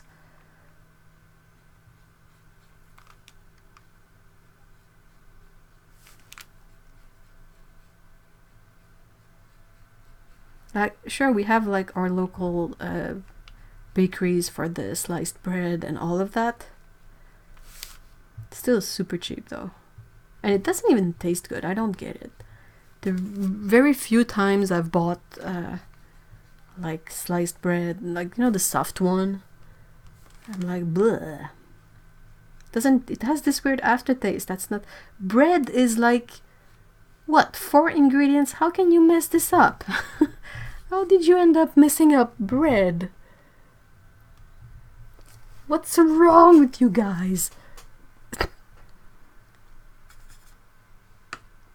I get really offended about bread because it's like it's such a staple of food and they mess it up so bad, and I'm always like, but how can you have to do this on purpose. No one can like mess up bread unless they try. Like it's flour, yeast, water, and a bit of salt. That's bread. The end. Sometimes like sourdough will have the sourdough starter because that's like special. But yeah, basic bread is pretty simple. So why do you add all these weird things that impart some of their taste to the bread, and then the bread tastes like butt?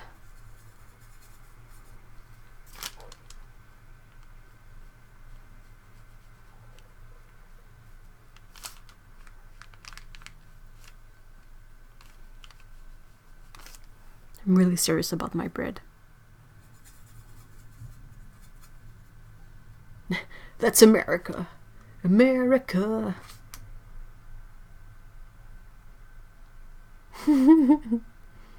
Oh yeah, I get we have like there's a local fancy-ish bakery. They do a lot of stuff, but they also do bread, and they sell a lot of their breads in grocery stores. So usually when we buy bread, we buy that one, or we try to look for one that is basically the 4 ingredients I mentioned, and we buy that instead of the weird like soft sliced bread.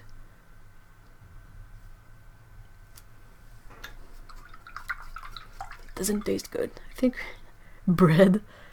I get so bothered about stupid stuff.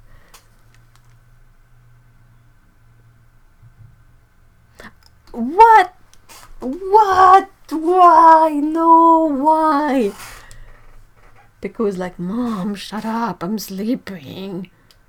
Why are you making noises with your face? Oh, salut. Salut, Minette. Salut, Minette. So yeah, Patricia is saying that they had a friend in university who was studying marketing, and she told me that much more sugar is added in products aimed at the Quebec market. Why? Why? I like my bread with preservatives and sugar. Well, then you must be happy, because that's not very hard to find. Like that's the really easy one to find. Like every places that sells stuff has that sort of basic bread. Oui, c'est Scott en dessous. Tu vois-tu, il y a une patte qui dépasse.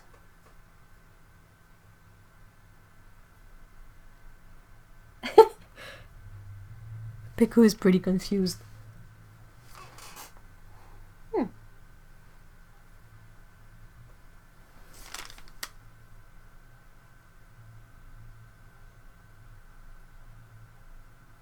Peanut butter. Yum.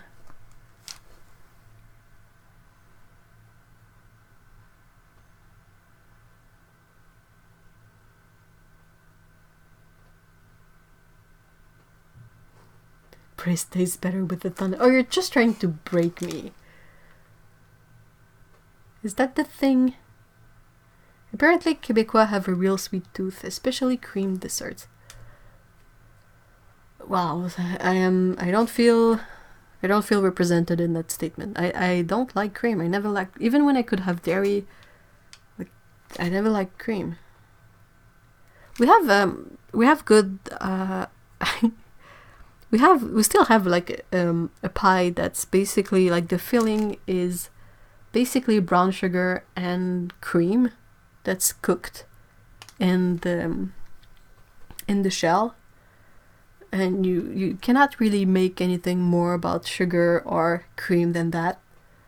And we also have cream fudge, which is basically the same thing again, cream and brown sugar, but I guess you boil it to a different degree and it cools down to a fudge texture.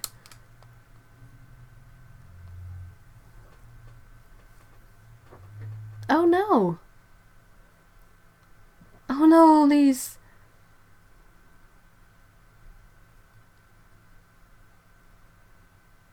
Yeah, you can have a bit of sugar in bread to help with the yeast, but you can also not have any sugar and it's still gonna be bread. And I guess you can make intelligent choice about sugar. Like, it's not that sugar is bad, it's that so much of it is in everything.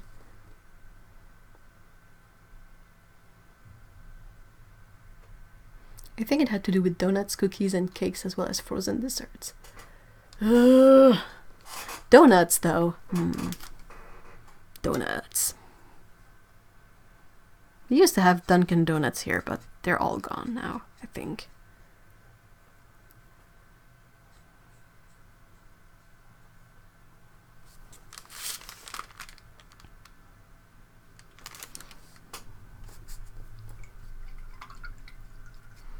Yeah, you only need a tiny bit of sugar to help with the yeast. Don't need to add a lot, but still.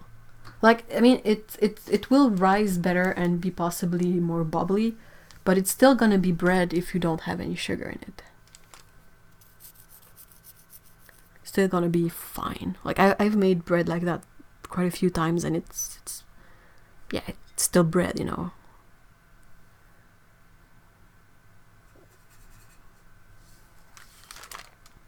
Oh yeah, pink slime, that's the stuff they make sausages out of, right? Is it Canada that has Menchie's? What is Menchie's?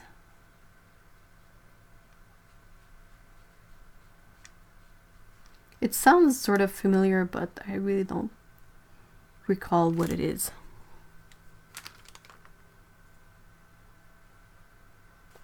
I mean, I know pink slime is really gross. But I mean, I don't know. It's a weird.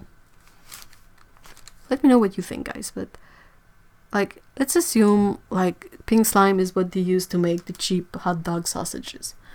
Is it better that they reduce like all the weird bits of meat into this sort of really uniform paste and then make it into sausages? Like, is it better to have that because it uses up like all the undesirable part of the animal that's been killed but that are still edible?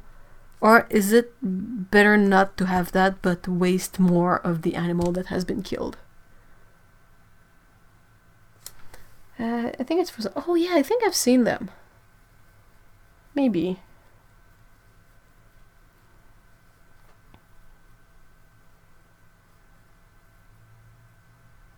Don't think it's the hot dog mix. I think it's worse. Ugh.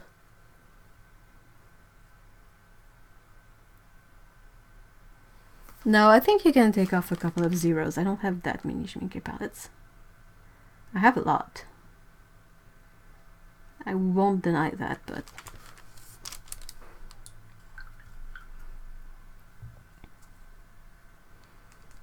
I use them, so I don't even feel bad for having so many schminke palettes. Why should I feel bad about that anyway? Like on a general point of view. Oats are gluten-free, usually. You have a schminke palette? Oh, is it the one you bought like almost brand new? Is that the one? Starts with 1. Dun dun dun.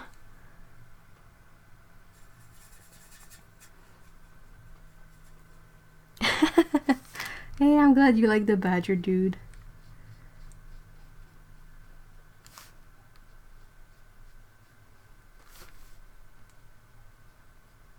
Is that smudges or badly erased ink? That's badly erased. Not ink, but pencil.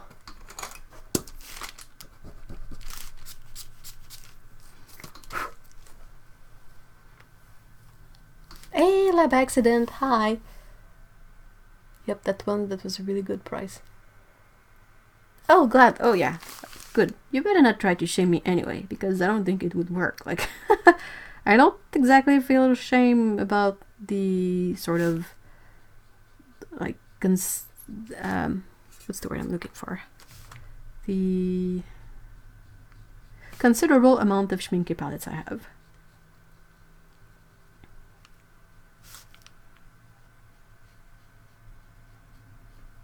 Did you see that they released their holiday edition palettes already?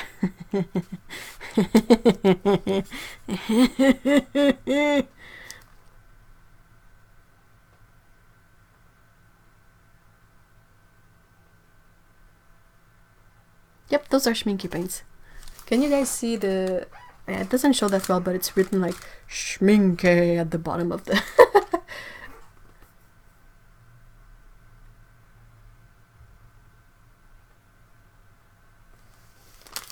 Wait, what?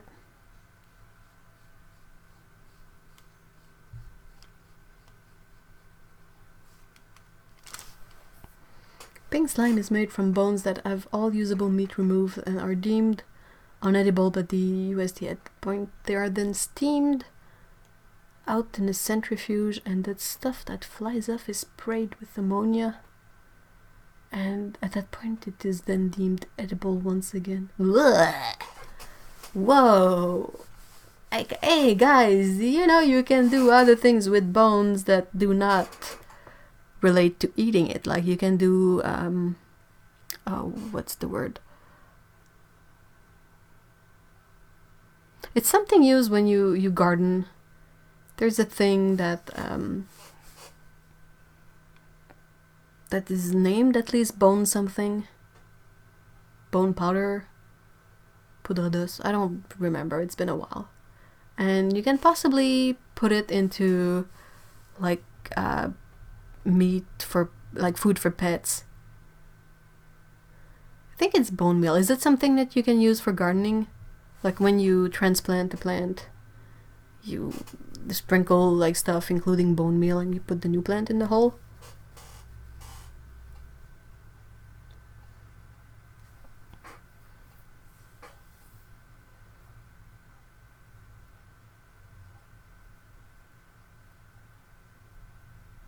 You don't think they look that great, Dan? Blasphemy! What? What? Well, if you ever want to get rid of your palette, you know who to talk to. I really like them.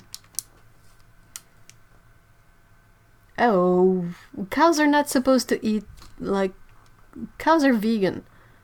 Well, maybe not vegan. I bet they eat bugs and the grass and whatnot, but they don't eat meat. Blech. I wonder where Schminke got their brand name from. It's one of the guy who created the brand was named Schminke. It was his last name. We make our own patties sometimes with ground beef, pork, season it and fry them up. You like your palette, but not sure you're tempted by the seasonal palettes. Well, that's awesome then. Like, dude, if you can dodge this, by all means, dodge it. I know I saw the palettes and I was like, oh no. Why am I sweating suddenly? Why is my card in my hand? What is going on?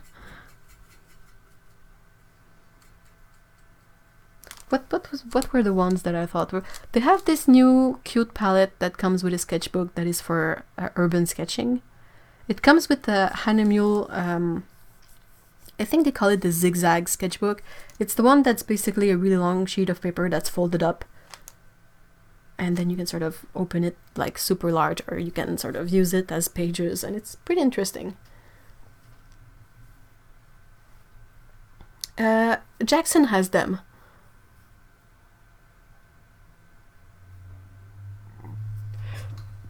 Sorry. There is one that is in a nice curved oak box. What's the last one that I saw that I was like, ooh, this is pretty cool? I don't remember.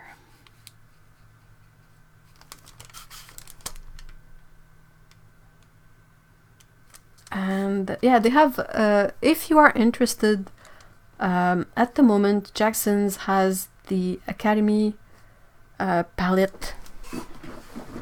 You know, every year they come out with one that has a cute design on it. This is one from a couple of years ago. Last year it was green. Something has put yellow paint everywhere in there. Last year it was green and blue, I think, and maybe brown a bit. Like, it was a weird one last year. But the one this year is mostly yellow, and it's really nice. And it comes with 12 Academy half pans.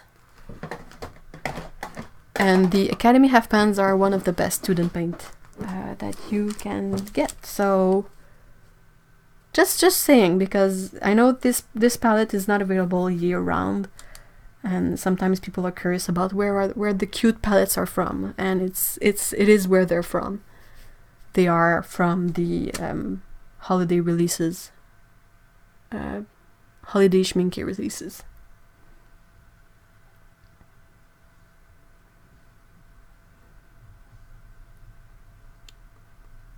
I mean, any kind of palette that works for you is perfectly fine. Won't talk about palettes. I had payday yesterday. Oh no!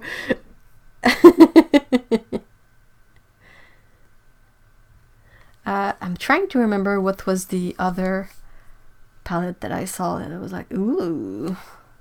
There was also, this one is harder to find. Most of the Christmas palettes are professional range. There's only the Academy one that there was more than one Academy palettes available this year, I think. Which is different from previous years. They would usually just have like the 12 colors Academy set, but I think they have a couple more today.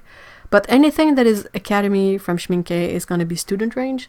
And if you see that it's Horadam, that's their professional range. So that's how you can know by looking at the listings which is which. Also, this year they had, I know they made a giveaway with it, but you know the super cute gift box that's shaped like a pan of quinacridone magenta, I think? And in it you have an apron, you have a travel mug, you have a 12 half pan palette, you have a travel brush, a brush soap, and 10 postcard, like a pad of 10 watercolor paper postcards. I think that's it. But it's shaped like a big quinacridone magenta pan, and I'm like, I mean, they do marketing fine. They really... I wouldn't be surprised if the people who work for Schminke really enjoy paint in general and kind of have fun with their products. It's not the sets we see from Winsor & Newton that are all so depressing. They make me so sad. They make me so sad. Like, oh, I have a review I need to do about Winsor & Newton, and I really struggle with it because I'm so bummed out. Like, I try to work with these paints, and they're fine. The paints are fine, but I'm like, this set is so not exciting. Like, it's not really special. It's very standard and old school, and the only thing that I was like, oh, this could be great, is really, really cheap. So I'm like, why? Why are you making this so much harder for me?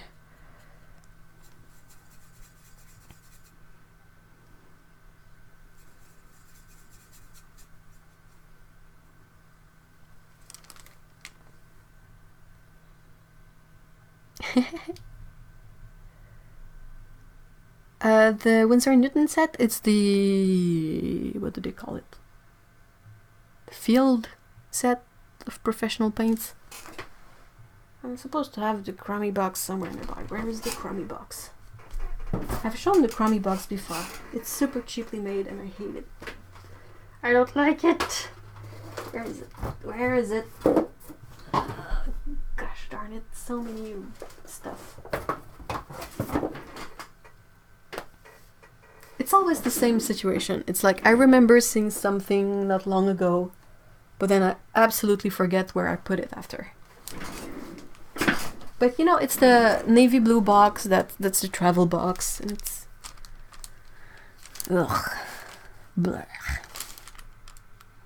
Oh, so you have that one. How did you like it then? If you ended up liking it, of course.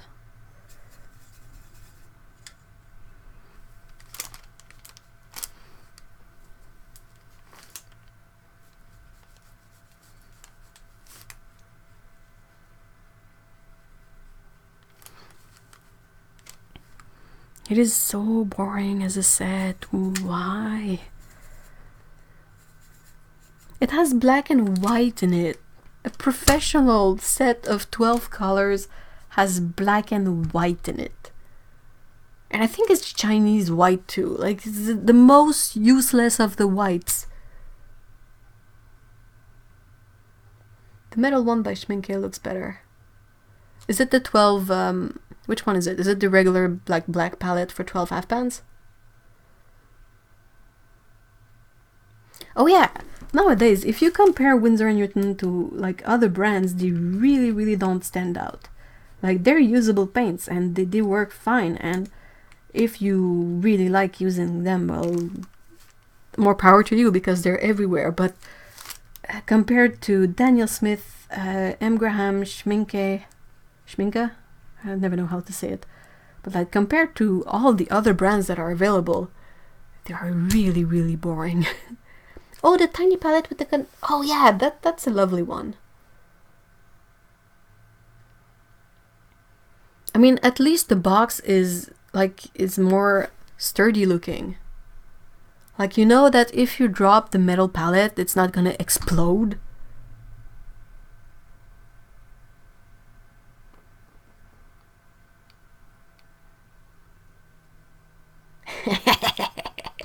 I love how you tricked your mom, Lab Accident. Lab Accident says, my mom was one of those Winsor & Newton is the best and nothing else sort of people until I didn't tell her what brands I put in her palette. Now she's got Holbein's and Daniel Smith paints too. That's awesome.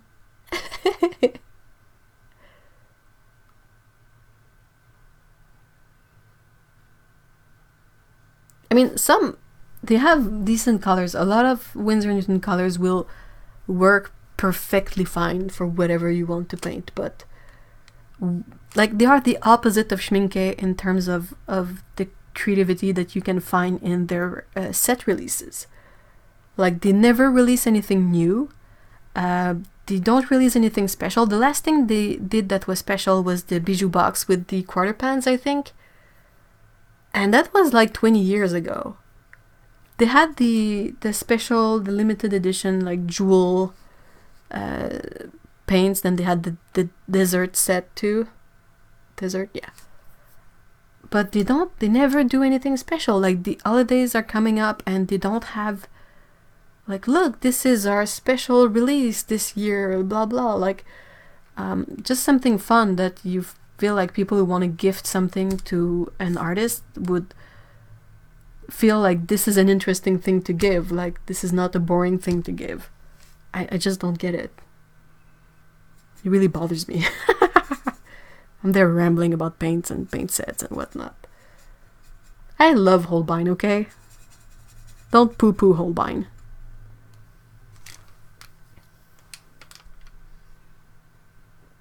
Winsor & Newton is like strict college professor, while paints like Daniel Smith is the chilled out teacher that talks about life while smoking weed. Don't do drugs, kid. I think it's really appropriate that Daniel Smith is located in Seattle. I feel like it kind of embodies Seattle well in a way.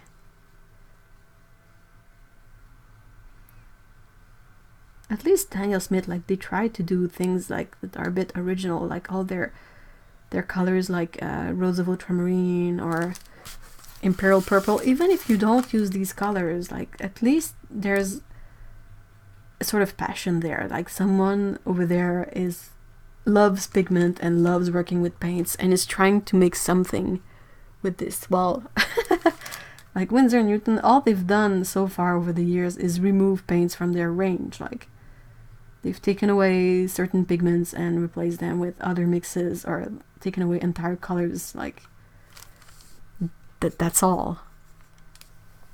That's like super boring.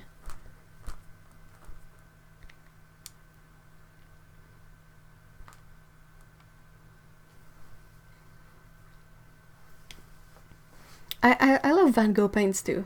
They are very, very perfectly usable paints. Ooh, Compost Green number 2. Yummy. Hey, Grouchy! Hi! Oh, whoa, Cyan, you've got below 0 temperatures already. Yeep!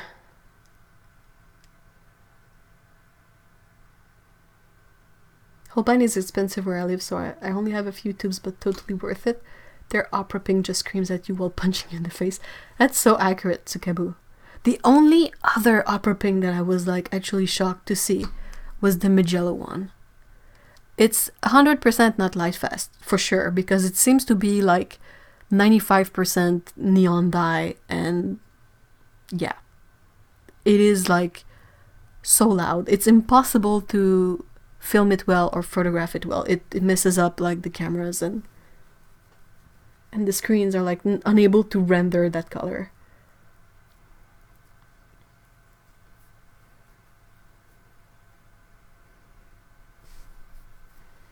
A good yellow ochre. Well, at least yellow ochre is not a color that companies tend to mess up. So it's not as stressful to shop for a good yellow ochre as for other colors, I feel. You still need to find what you want and what you like, but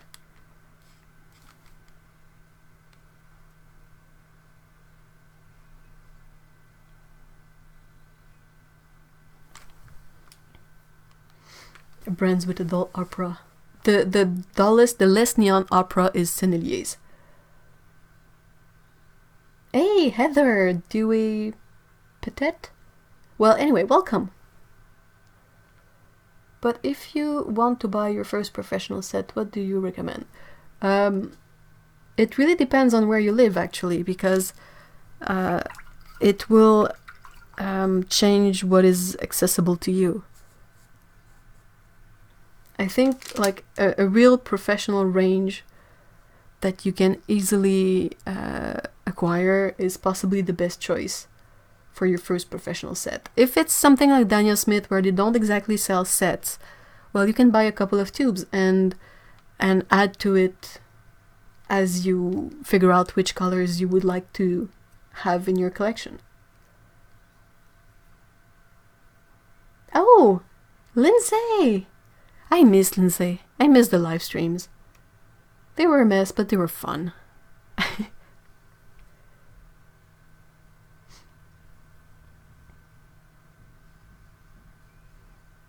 Guys, if there are 3 colors in the Daniel Smith range, I could choose. Which one should I try? That's a tough one. You're gonna get 3 different answers from everyone in here.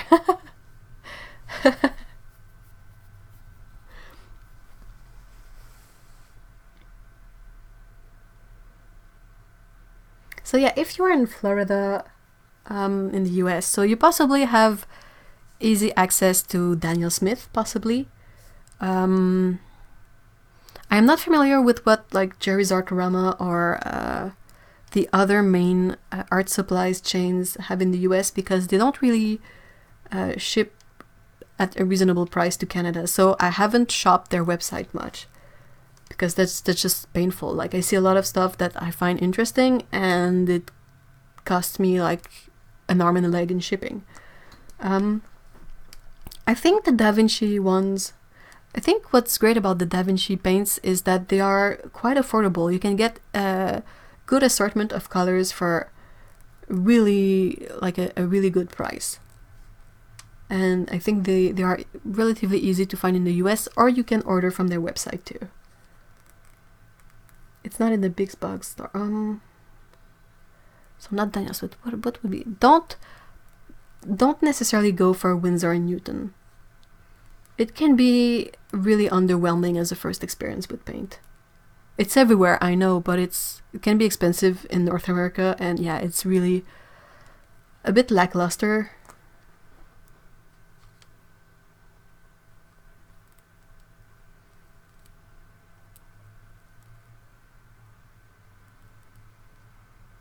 I think that Denise's palette that she made in collaboration with Da Vinci was a really nice one, and how much was it? About $100 for a lot of colors in there. Like you're gonna be possibly hard put to find like a set that is really inexpensive, because professional paints they are a bit more expensive. That's just the nature of the beast. They have more pigment in them, they are more reliable, they usually work better. So it's gonna be a bit more expensive. But aside from that, if it's too expensive as a set, like I said, try a couple of tubes. If you're really starting from scratch, you can possibly take the approach of going with a primary triad and playing with color mixes before launching yourself into buying too many colors. Like if you have a cyan, a magenta, and a yellow, you can play with these three colors and accomplish a lot. And then you can see, like, well, depending on the colors you get from these three, what other colors you feel you would like to use. Also, that's a thing I always say about the professional paints, is that if you buy professional paints and you end up not liking watercolor, you can much more easily resell those paints. Like if you put them up on eBay or Etsy possibly, and you say, well, used up but still reasonably full, or even if they're not full, if you price them accordingly to the amount of paint that is left in the tubes, they are much more easy to sell. So if you end up really not liking it, you can recoup on your investment a bit like that. But if you have student paints, no one really wanna buy student paints, like used student paints. That's not as interesting.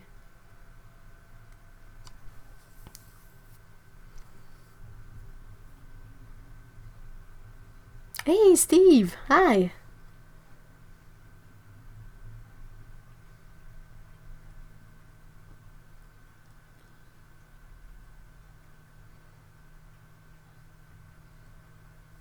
What colors? Hold on, what did I just say?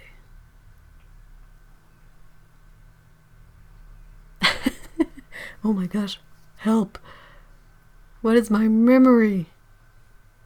Well, the most useful primary triad is a cyan color. Like often in watercolor, it's gonna be a phthalo blue.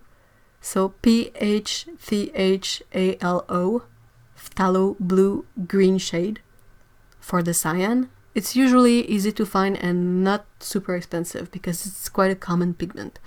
Then you need a yellow that is quite neutral. Oftentimes it can be like something like a lemon yellow. By neutral, I mean a yellow that is not too orangey, but it is not too green either, like really something like really in the middle. And then you can, if you get a magenta, you know, like a bit, those are the printer primaries. They're like the colors you get in a color printer when you buy it. So cyan, yellow, and a magenta. More often than not, a good magenta will be something like the pigment PV19. But pigments can be a bit of a really confusing element if you are really getting into this. But try to think of the colors you get, like if you have a color printer, these three colors. They're really handy. If you want to possibly see a bit more what you can do with them, I have a video about these 3 colors. Like, I think I made a playlist that's like Beginner's Guide to Painting or something along those lines. And I start with these 3 colors. And I sort of show what you can do as kind of exercise with them. So that can be something you can like just click through and see a bit what it's about.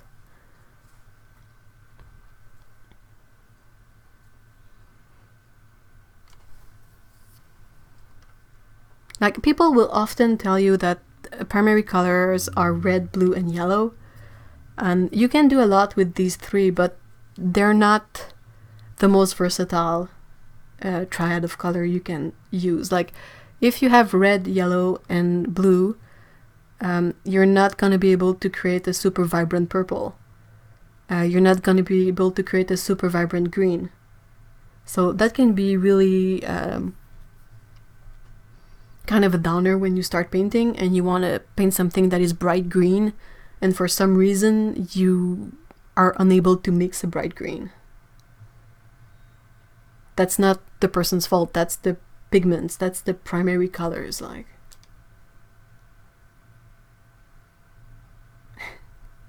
Grouchy, you're being a troll.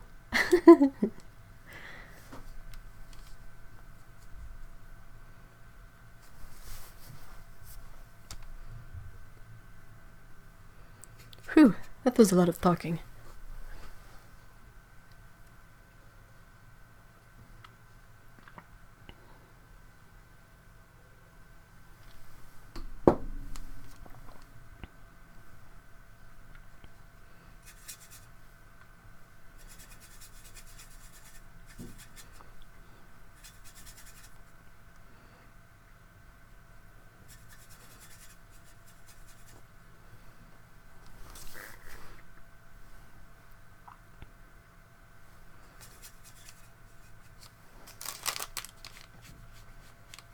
Heather has put like more info about another possible selection of cyan, yellow, and magenta color.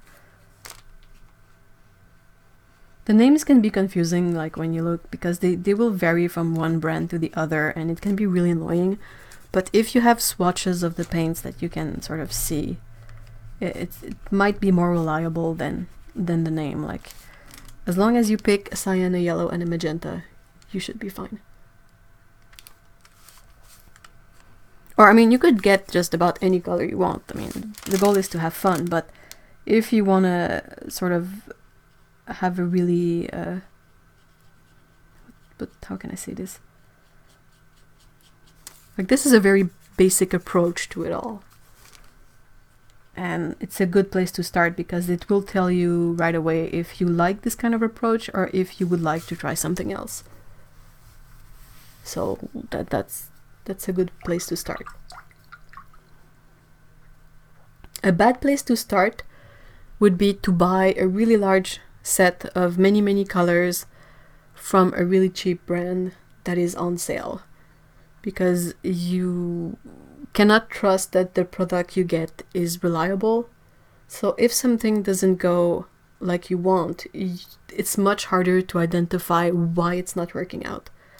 Well, if you start with a few colors of good paint, well, you know that the paint is not the problem. Like, perhaps it's the paper, perhaps it's something else, but at least the paints are like more reliable, I guess.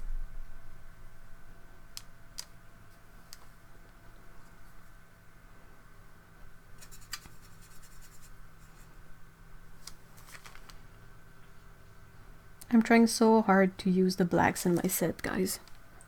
I'm just glad that I do illustration and that I do pets, so sometimes I have black cats and badgers and whatnot to paint, and then I can really go for like actual black, and it's not gonna be all muddy and weird because it's not gonna be like mixed in the shadows. It's just the color of the thing is black, so I'm painting it the color it is. But achoo, it's not it's a bit annoying. Stupid black.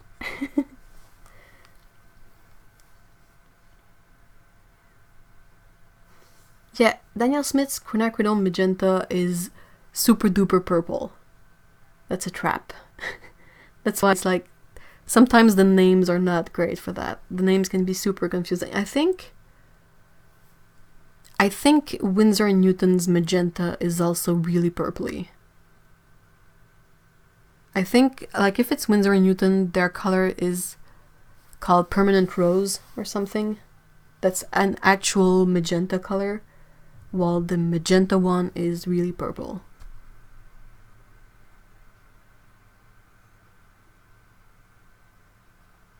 Oh, that's so awesome, Amisha. Misha says our local art association has a small supply swap corner. Anything there is free. Oh, I wish I could have access to that. I would put things in there.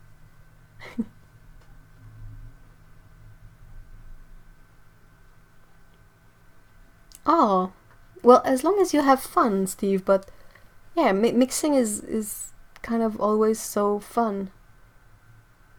You need to practice mixing then to gain some more confidence about what's gonna be the outcome. Steve says, when I have products that I am disappointed or don't use any longer, I give them to the art students at our local high school. They will use them. They're nice young people. Reselling is just a bother. I agree. Reselling is such a chore. I will do it for some sets because sometimes like I feel like there's possibly people either in our community or that I know of that would possibly be happy to acquire like a palette for a really, really affordable price. But everything, like most of the student stuff that I bought, reviewed, and didn't use all that much, I often give it to my friend Christiane, who does atelier. What's atelier in French? In English? She does workshop with kids. Like she has kids come over to her place and they art with the kids. I think that's good.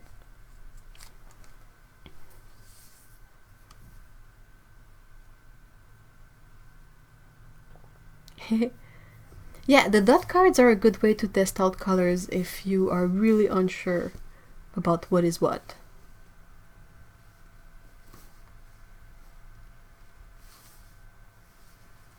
There is no age limit to come to painting, fortunately.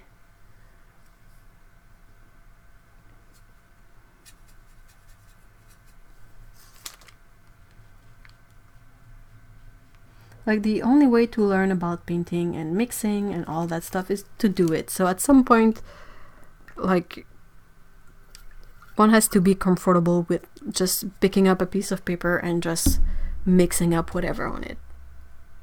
And then you sort of learn stuff. Then again, I am not someone who struggles with mixing colors. It's never really been something that's hard for me, like even as a kid or as an adult or whatever. Like it's possibly the only thing that I know I have no problem visualizing its color mixes. So it's possible that I'm just unable to really understand how difficult it can be. But it's something you can learn, so it's not a lost cause. It's just about being mentally prepared to do a lot of mixes that you're gonna think are not good. And you're gonna be, why am I doing this? Why? Well, it's for learning. That's why.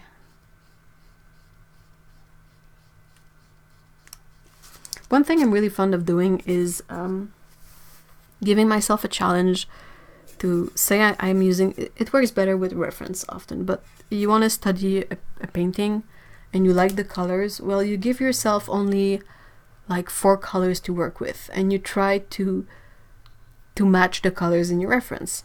I'm not saying it's doable, but it's a really good way to learn about what you can do or can't do. Sometimes, like if a reference has a blue sky, a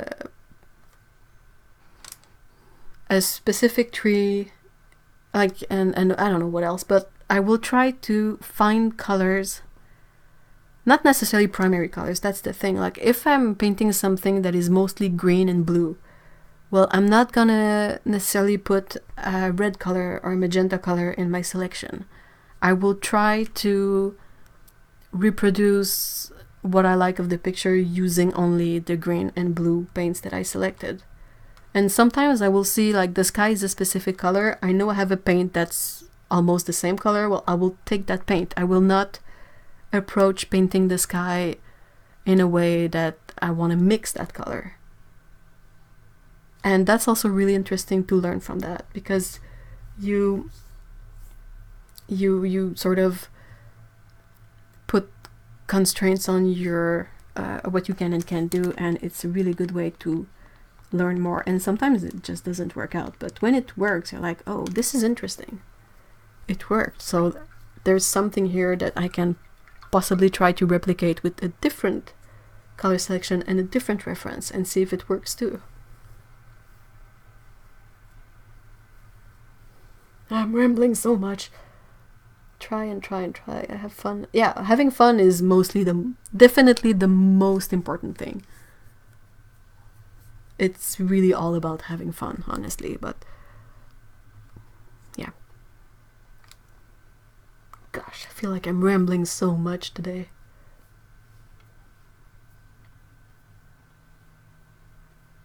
Ooh. Grouchy, that's pretty awesome. My local art stores had a Daniel Smith dot card with Smalt Genuine on it. Oh, that's a beautiful blue.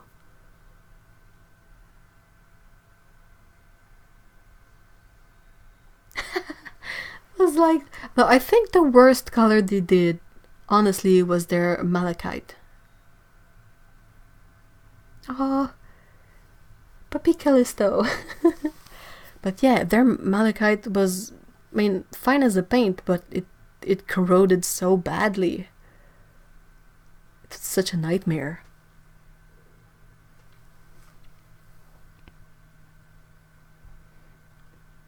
In terms of these original gemstone paints, I think I prefer the ones from Kremer. They are often really hard to re-wet and really difficult to get good color from. But at least they are dry pans, so you know they won't corrode or be weird in the tube or separate. Like, they're already dry. So that's one less thing to worry about. Hey, Mikey! What's up, what's up?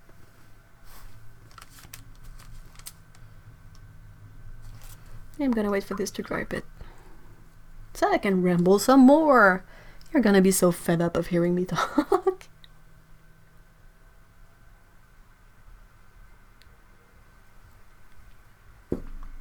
Is it the copper in malachite that is being so nightmarish?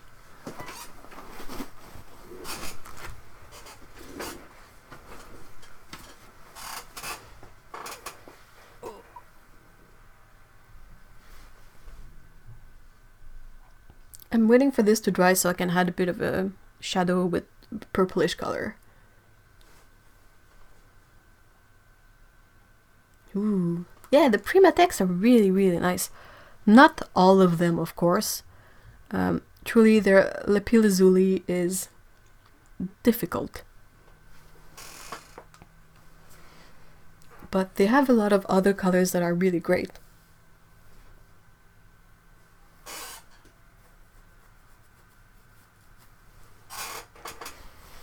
Oh good, you guys are not fed up yet.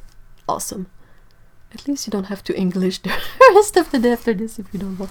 I'm gonna be just confused. I'm gonna be speaking Fringlish all over the place. The French we speak in Quebec is already kind of a hodgepodge of many, many weird influences and words. It's not the same kind of influence as you would have in France French. You know, they use a lot, they will say like, they will use shopping, but they will say it with a French accent, shopping, and use that in a sentence. It's not something we do here. Like, I've never really used shopping in French as in itself. I use the French word for shopping, but we have incorporated other words into our French dialect, and it's funny. Grachi says malachite is super high in copper, like really high, and a lot of those green teal copper compounds can do replacement reaction with metal palettes and change in hue. Whoa. So putting malachite in a metal tube is dumb. Would have been better possibly to use a plastic tube. Hey, thank you, Mikey. The sodalite is really nice. Hold on, I have them somewhere. Whoop. Whoop. Okay. Is that the thing I'm looking for? I don't think so. Not that one. Is this? Nope. It's a bit better. Is this one? Oh. Ah. Is this the one? I don't think so.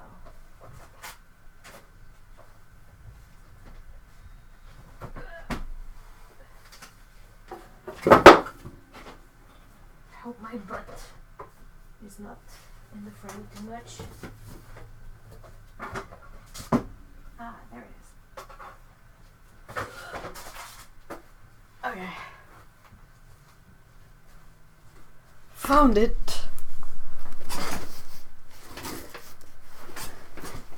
Franglish.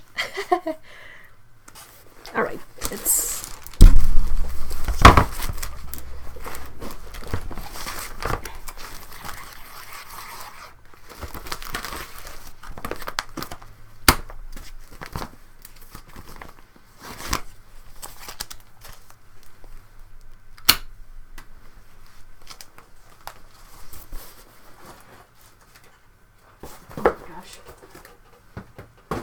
It's a good thing you don't see the floor.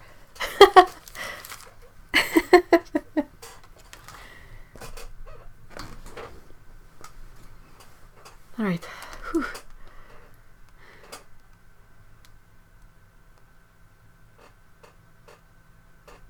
Okay. Okay. I was catching up on chat, but here I have my swatches from the Primatech range, and sodalite. Hold on, that's what I wanted to check. The sodalite is really lovely. It's a bit like lunar blue in a way, because it granulates, and you can definitely see a separation of a bluer color and a darker like granulation effect. The sparkly colors in the Primatech range are a lot of fun. I'm super biased because I love like sparkliness, not necessarily like in everything, but I find it in paints, I find it super interesting. The most sparkly ones are definitely the kyanite.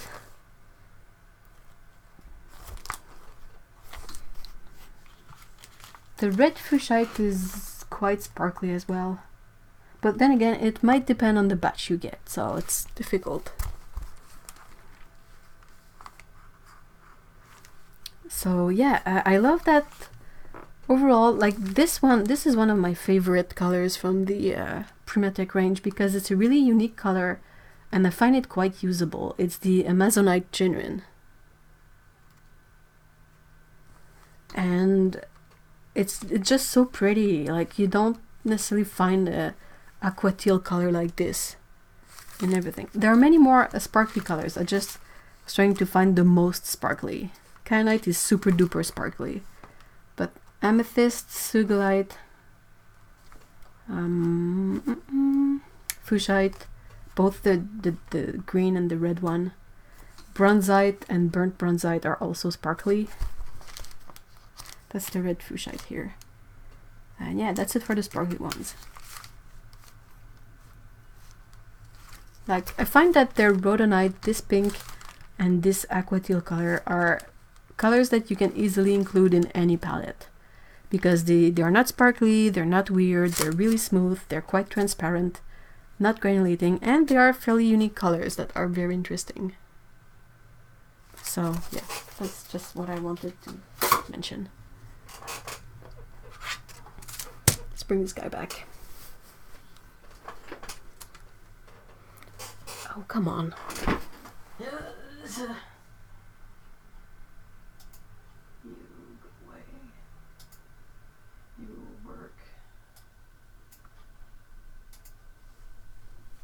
Why would YouTube... Did YouTube... That was Daniel Smith Primatech.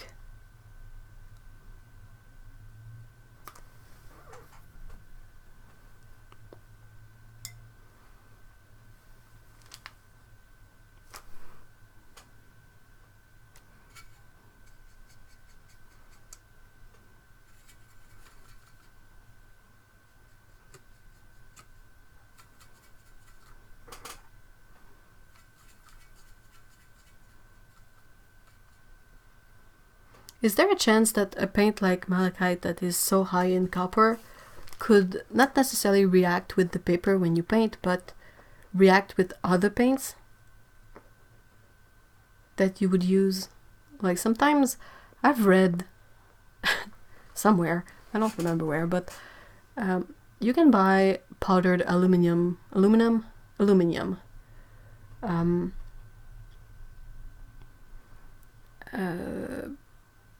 Yeah, you can sort of create a silver paint like that. I tried it once, but then someone scared me by saying that if you combine the aluminum with another compound that you can often get in paint, an oxide of some sort, it can create thermite, which is the thing they use to burn down Terminators. So it burns hot. And I was like super terrified of it. Even if it's like unreasonably so. I don't think it's reasonable as a reaction. But I was like, this is uncomfortable. So I sort of got rid of my aluminum powder because I'm a wuss. So I'm wondering if you have a paint that's mostly copper, can it react with something else?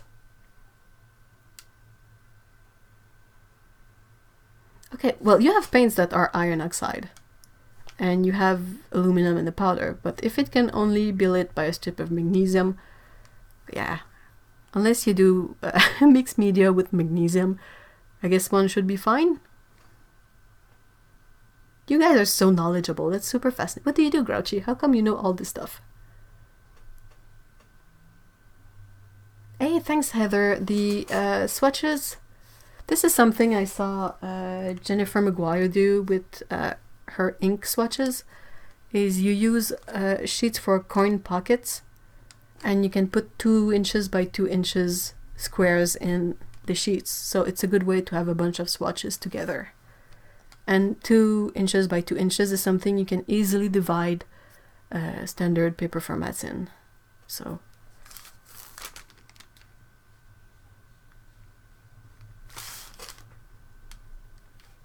Though I haven't updated my swatch binder in forever. Like, it's super inaccurate. It doesn't represent my current hoard of pigments and paints super well.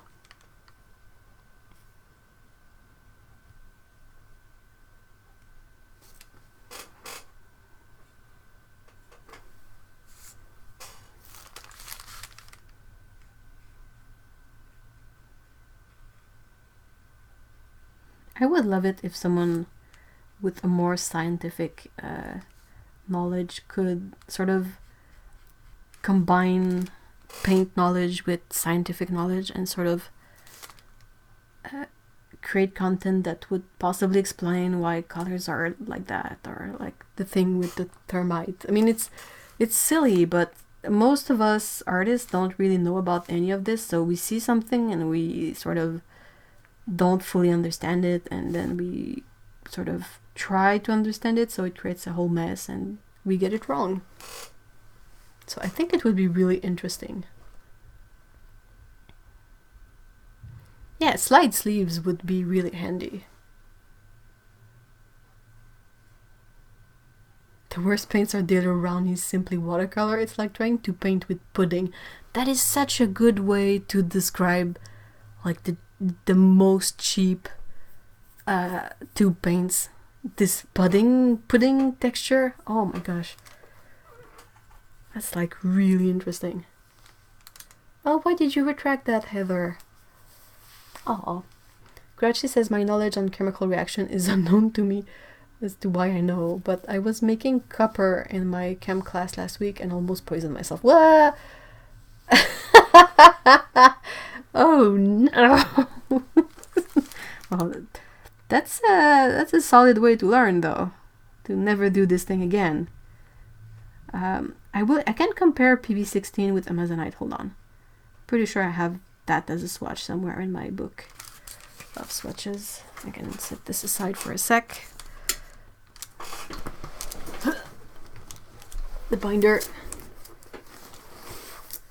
Oh, the binder is all messed up. Stupid binder. I think it's possibly your most viewed video, Dan, because a lot of people are curious to see if they can get into watercolors with this set, because it's probably really inexpensive. We said PB16, right? I have it from Schminke as Helio Turquoise. I don't think I have it in any other brand. It's I can already see that the Amazonite is more green.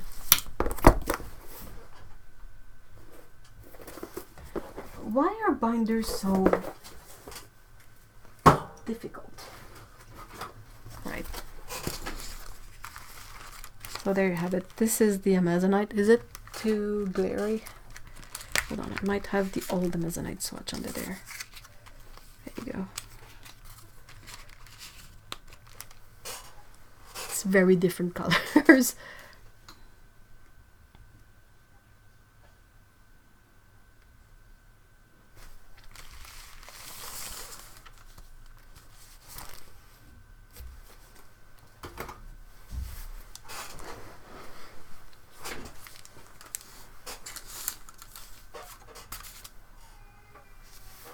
Oops.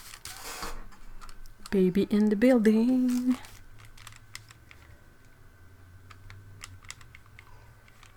If you hear some crying, that's not Mr. Edie, that's a baby.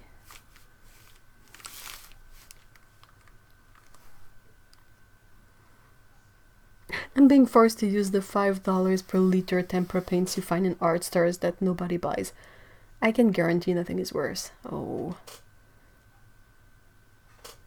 Well, you can paint big posters with those if you need them for demonstrations or whatnot. At least they're inexpensive.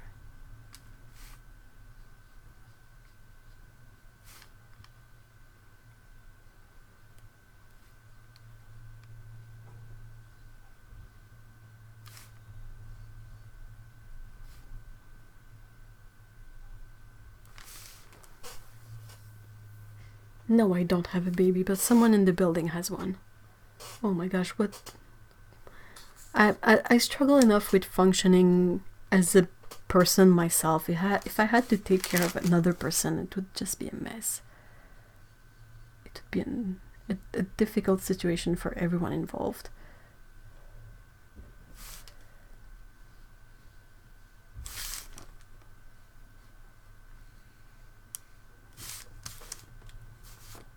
What is the blue on the right of the top blue row? What? Hold on, what? These two? This is PB16 and this is Daniel Smith Amazonite.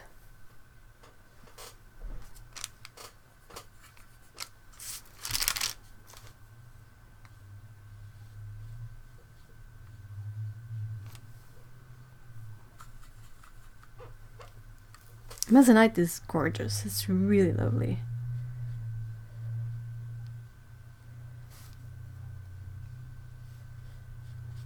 Some time ago, there was a different tenant in the building, and they also had a baby. And it was kind of funny because that one baby, every time they would go out of the apartment with the baby would cry, like immediately. Like it was really, really funny in a way, because over a couple of months, like it's not something that happened for a week. every single time that they would head out of the apartment with the baby would cry, and then the toddler would cry, and fine, it's kind of noisy, but it always made me laugh because I was like, I can totally relate. I don't want to go out either.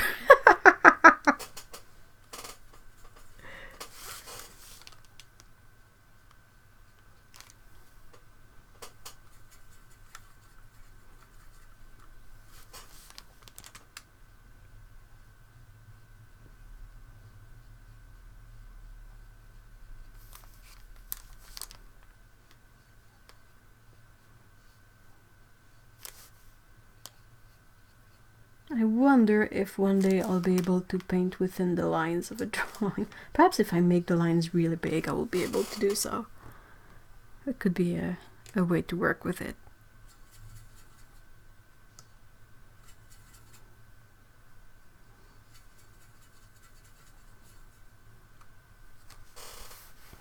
If you have ever seen a chunk of Amazonite, it looks so cool. It is so pretty. It just looks like this toothpaste turquoisey. Is your toothpaste turquoise? Oh yeah, toothpaste used to be turquoise. Oh my gosh. I haven't had turquoise toothpaste in so long. Hey, bye Tsukabu, thank you so much for being here. And have fun with the puppies. Your toothpaste is black. Do you use charcoal toothpaste? Toothpaste. Hematite and Piemontite are really nice colors. I'm trying to think what other... Sodalite are nice. Which other color from the Primatic range I like? Thing is like, to me, the Primatic range is the best example you can get of choosing the colors you like. You look at the swatches online or at the shop, and you look at the colors, and you just pick the one that speaks to you the most. Like, these colors are not necessary by any means. Like, they're definitely like guilty pleasure colors, so you are free to go for whatever feeling you want. If you like aqua teal color, well, turquoise or fuchsite are for you. Did you see them over here? It's quite different. I know that artist Iraville, I don't know how to say it exactly, but she has a video on her YouTube channel where she paints birds, cute little birds, like cute little robins, I think. And most of the bird's body is basically just a blob of one of the Primatic colors that is quite almost black and granulating a bit, so it kind of makes for a really nice bird fuzz texture, I think, if I remember right. It's been a while.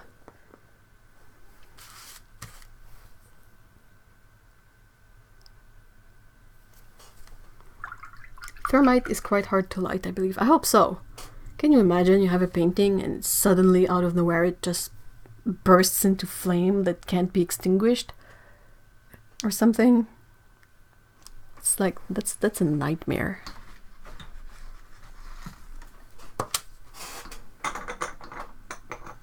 Yeah, Iraville is her artist name.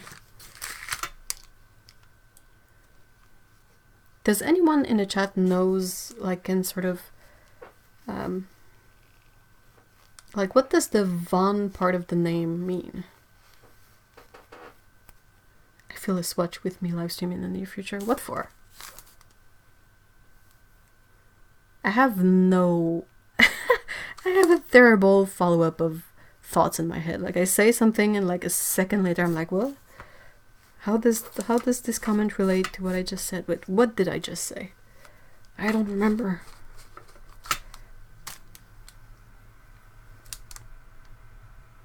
Must be the age.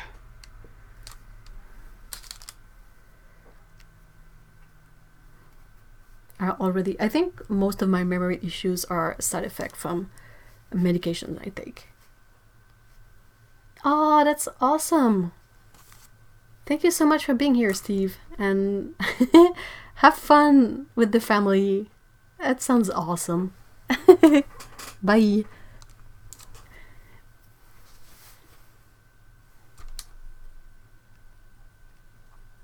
So this is white gouache.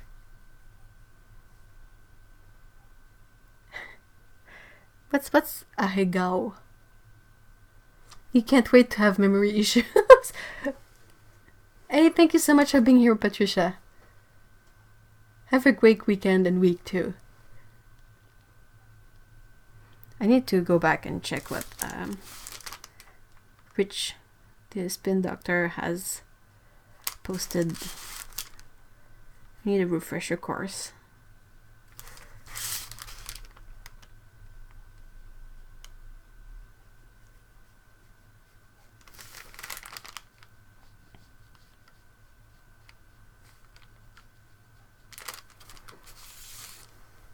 Can't wait to have memory issues.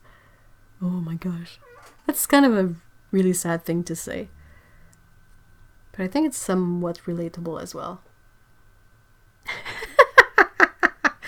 Yeah, you're gonna have some pictures to delete, but...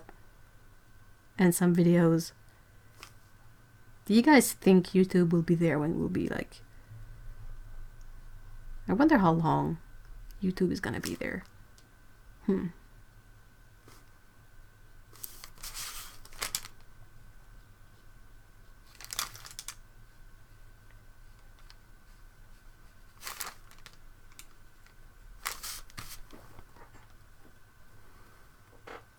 Oh, no, that's fine. Don't worry about that, Heather. But thank you. Thank you for being aware of this stuff anyway.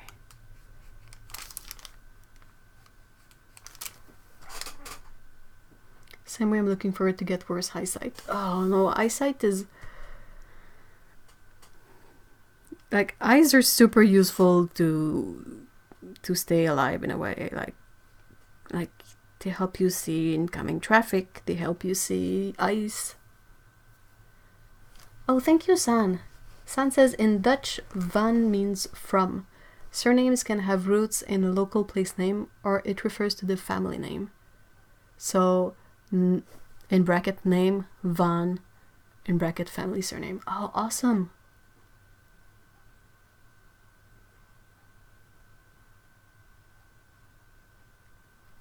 Do you mean this one? This one palette, Mikey?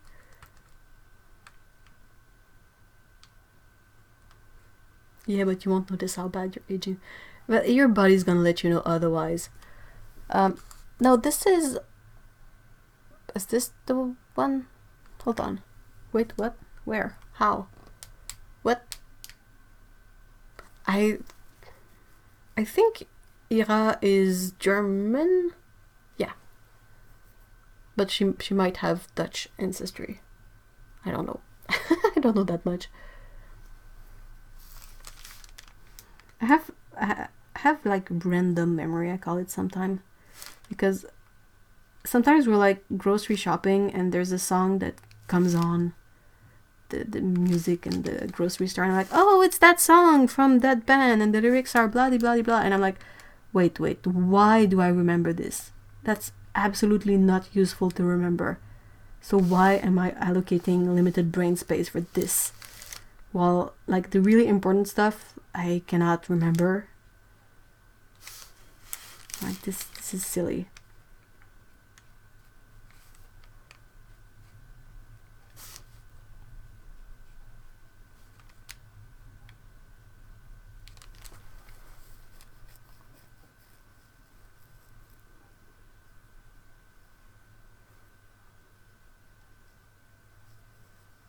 Hold on, did I miss anything in the chat?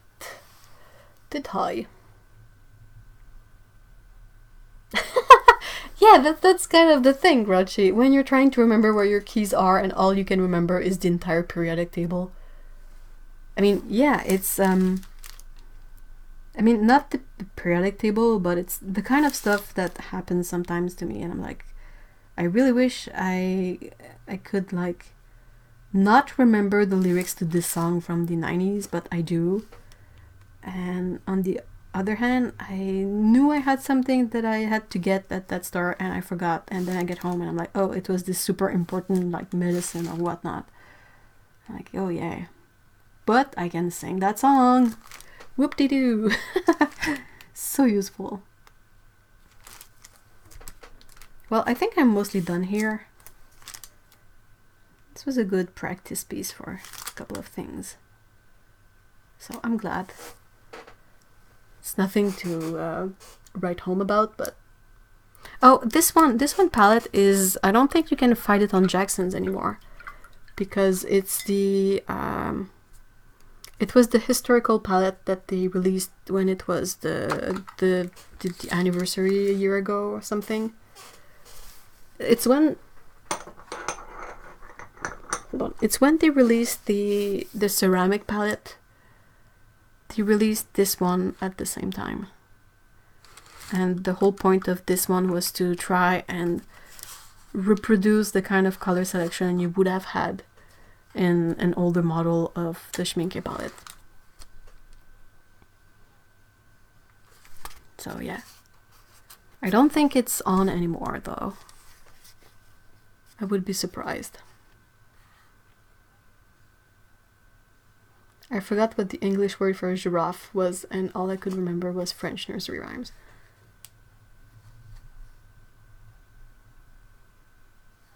Oh, thank you so much, Heather. We have 2 Heather, so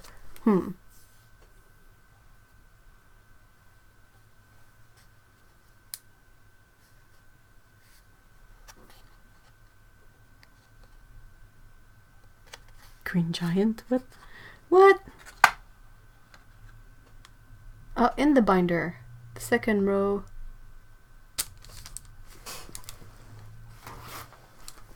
Do you mean this? I don't know where Heather Cat Lady is in the video.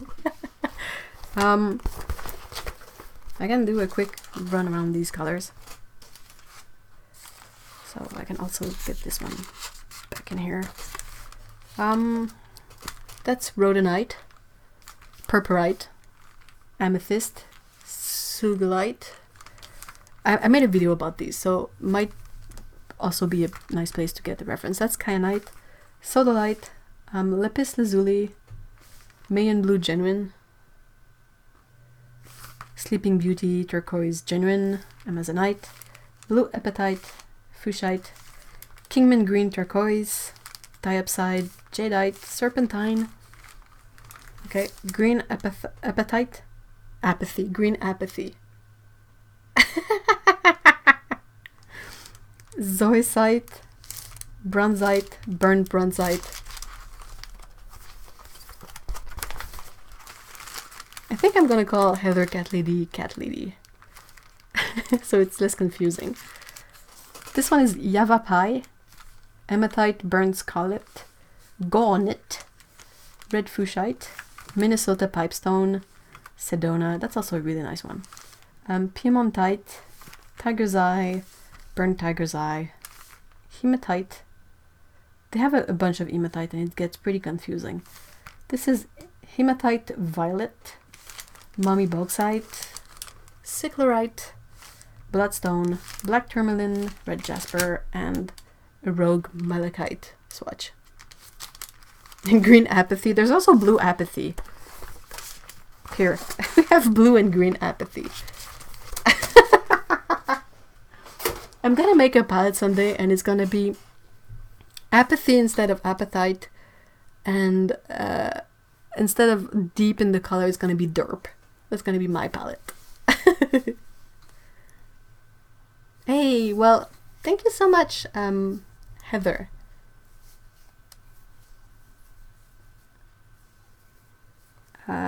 Well, is there anything else? Oh, yeah, the mentions. I always have the same message at the end of my videos.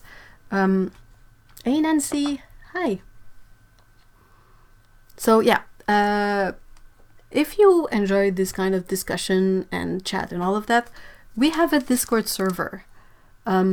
Discord is basically a platform for chatting. You create the username, you join. the server, and you can take part in all the discussions we have going on over there. We have many sort of channels where you can discuss. We have things like art talk. We have one channel that's about knitting and crochet. We have one for sharing pet pictures. We have one for discussing all the spoonies issues that one can have or deal with. And there are many other things, like there's really a bunch of things going on, and you can share and continue the discussion during the week until we get to another Caturday livestream. So that's quite nice, quite fun.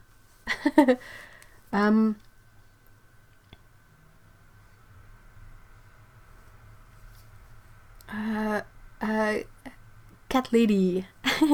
Kingman Blue, I think it's a really pretty color. I don't know why one would have reservation about it, but then again, I haven't used it all that much. I think it's really lovely. Both turquoise color are super pretty. Well, Grouchy, you could possibly order it online. Yeah, I really enjoyed the Discord channel too. It's a really great way to like keep going and talk about stuff, and if one has questions you can ask them over there, and we are all very resourceful in different ways, so it's really interesting to have a bunch of artists of varying interest levels and all of that just take part in the discussion and sort of share information. Yeah, so I will probably be doing another Caturday livestream next Saturday, and same time as this one, so for me it was 2 p.m. Feels like one big dysfunctional family. You know what? It feels like one big family. It's not very dysfunctional over there. Like, we all get along, it's all really fun, it's all really chill. I mean, we might be a bunch of varying levels of dysfunctioning individuals, but when you bring us all together, we make kind of a really nice functional family. Putting the fun in dysfunctional, that's a fun one. Haha. I think I want that on a t-shirt, actually, putting the fun in dysfunctional. That's hilarious. I'm gonna write it down just so I can remember it and laugh to myself when I read it. So yeah, it's pretty open over there, and you can just like, no pressure, no nothing. You can lurk if that's what you like. You can take part in the discussions if that's what you like. There is really no prerequisite or anything. We're fruitcake, mostly sweet with a few nuts. Well, we're extra. Yeah, we are the very like special nuts. Like, they drop the bag of nuts in the fruitcake, but it's gonna be even more delicious because of that. Anyway, thank you everyone for being there. Thank you so much, Heather Cat Lady, for being my awesome mod today and providing links and whatnot, and also cat pictures on the Discord server. Right. And thank you so much everyone for being here and hanging out as usual. It's always super fun and I'm always super psyched. So great big thank you, and see you all either on the Discord or next Saturday. So the cats say bye as well. They're sleeping, but they say bye. And thank you so much and have a great weekend. Bye bye.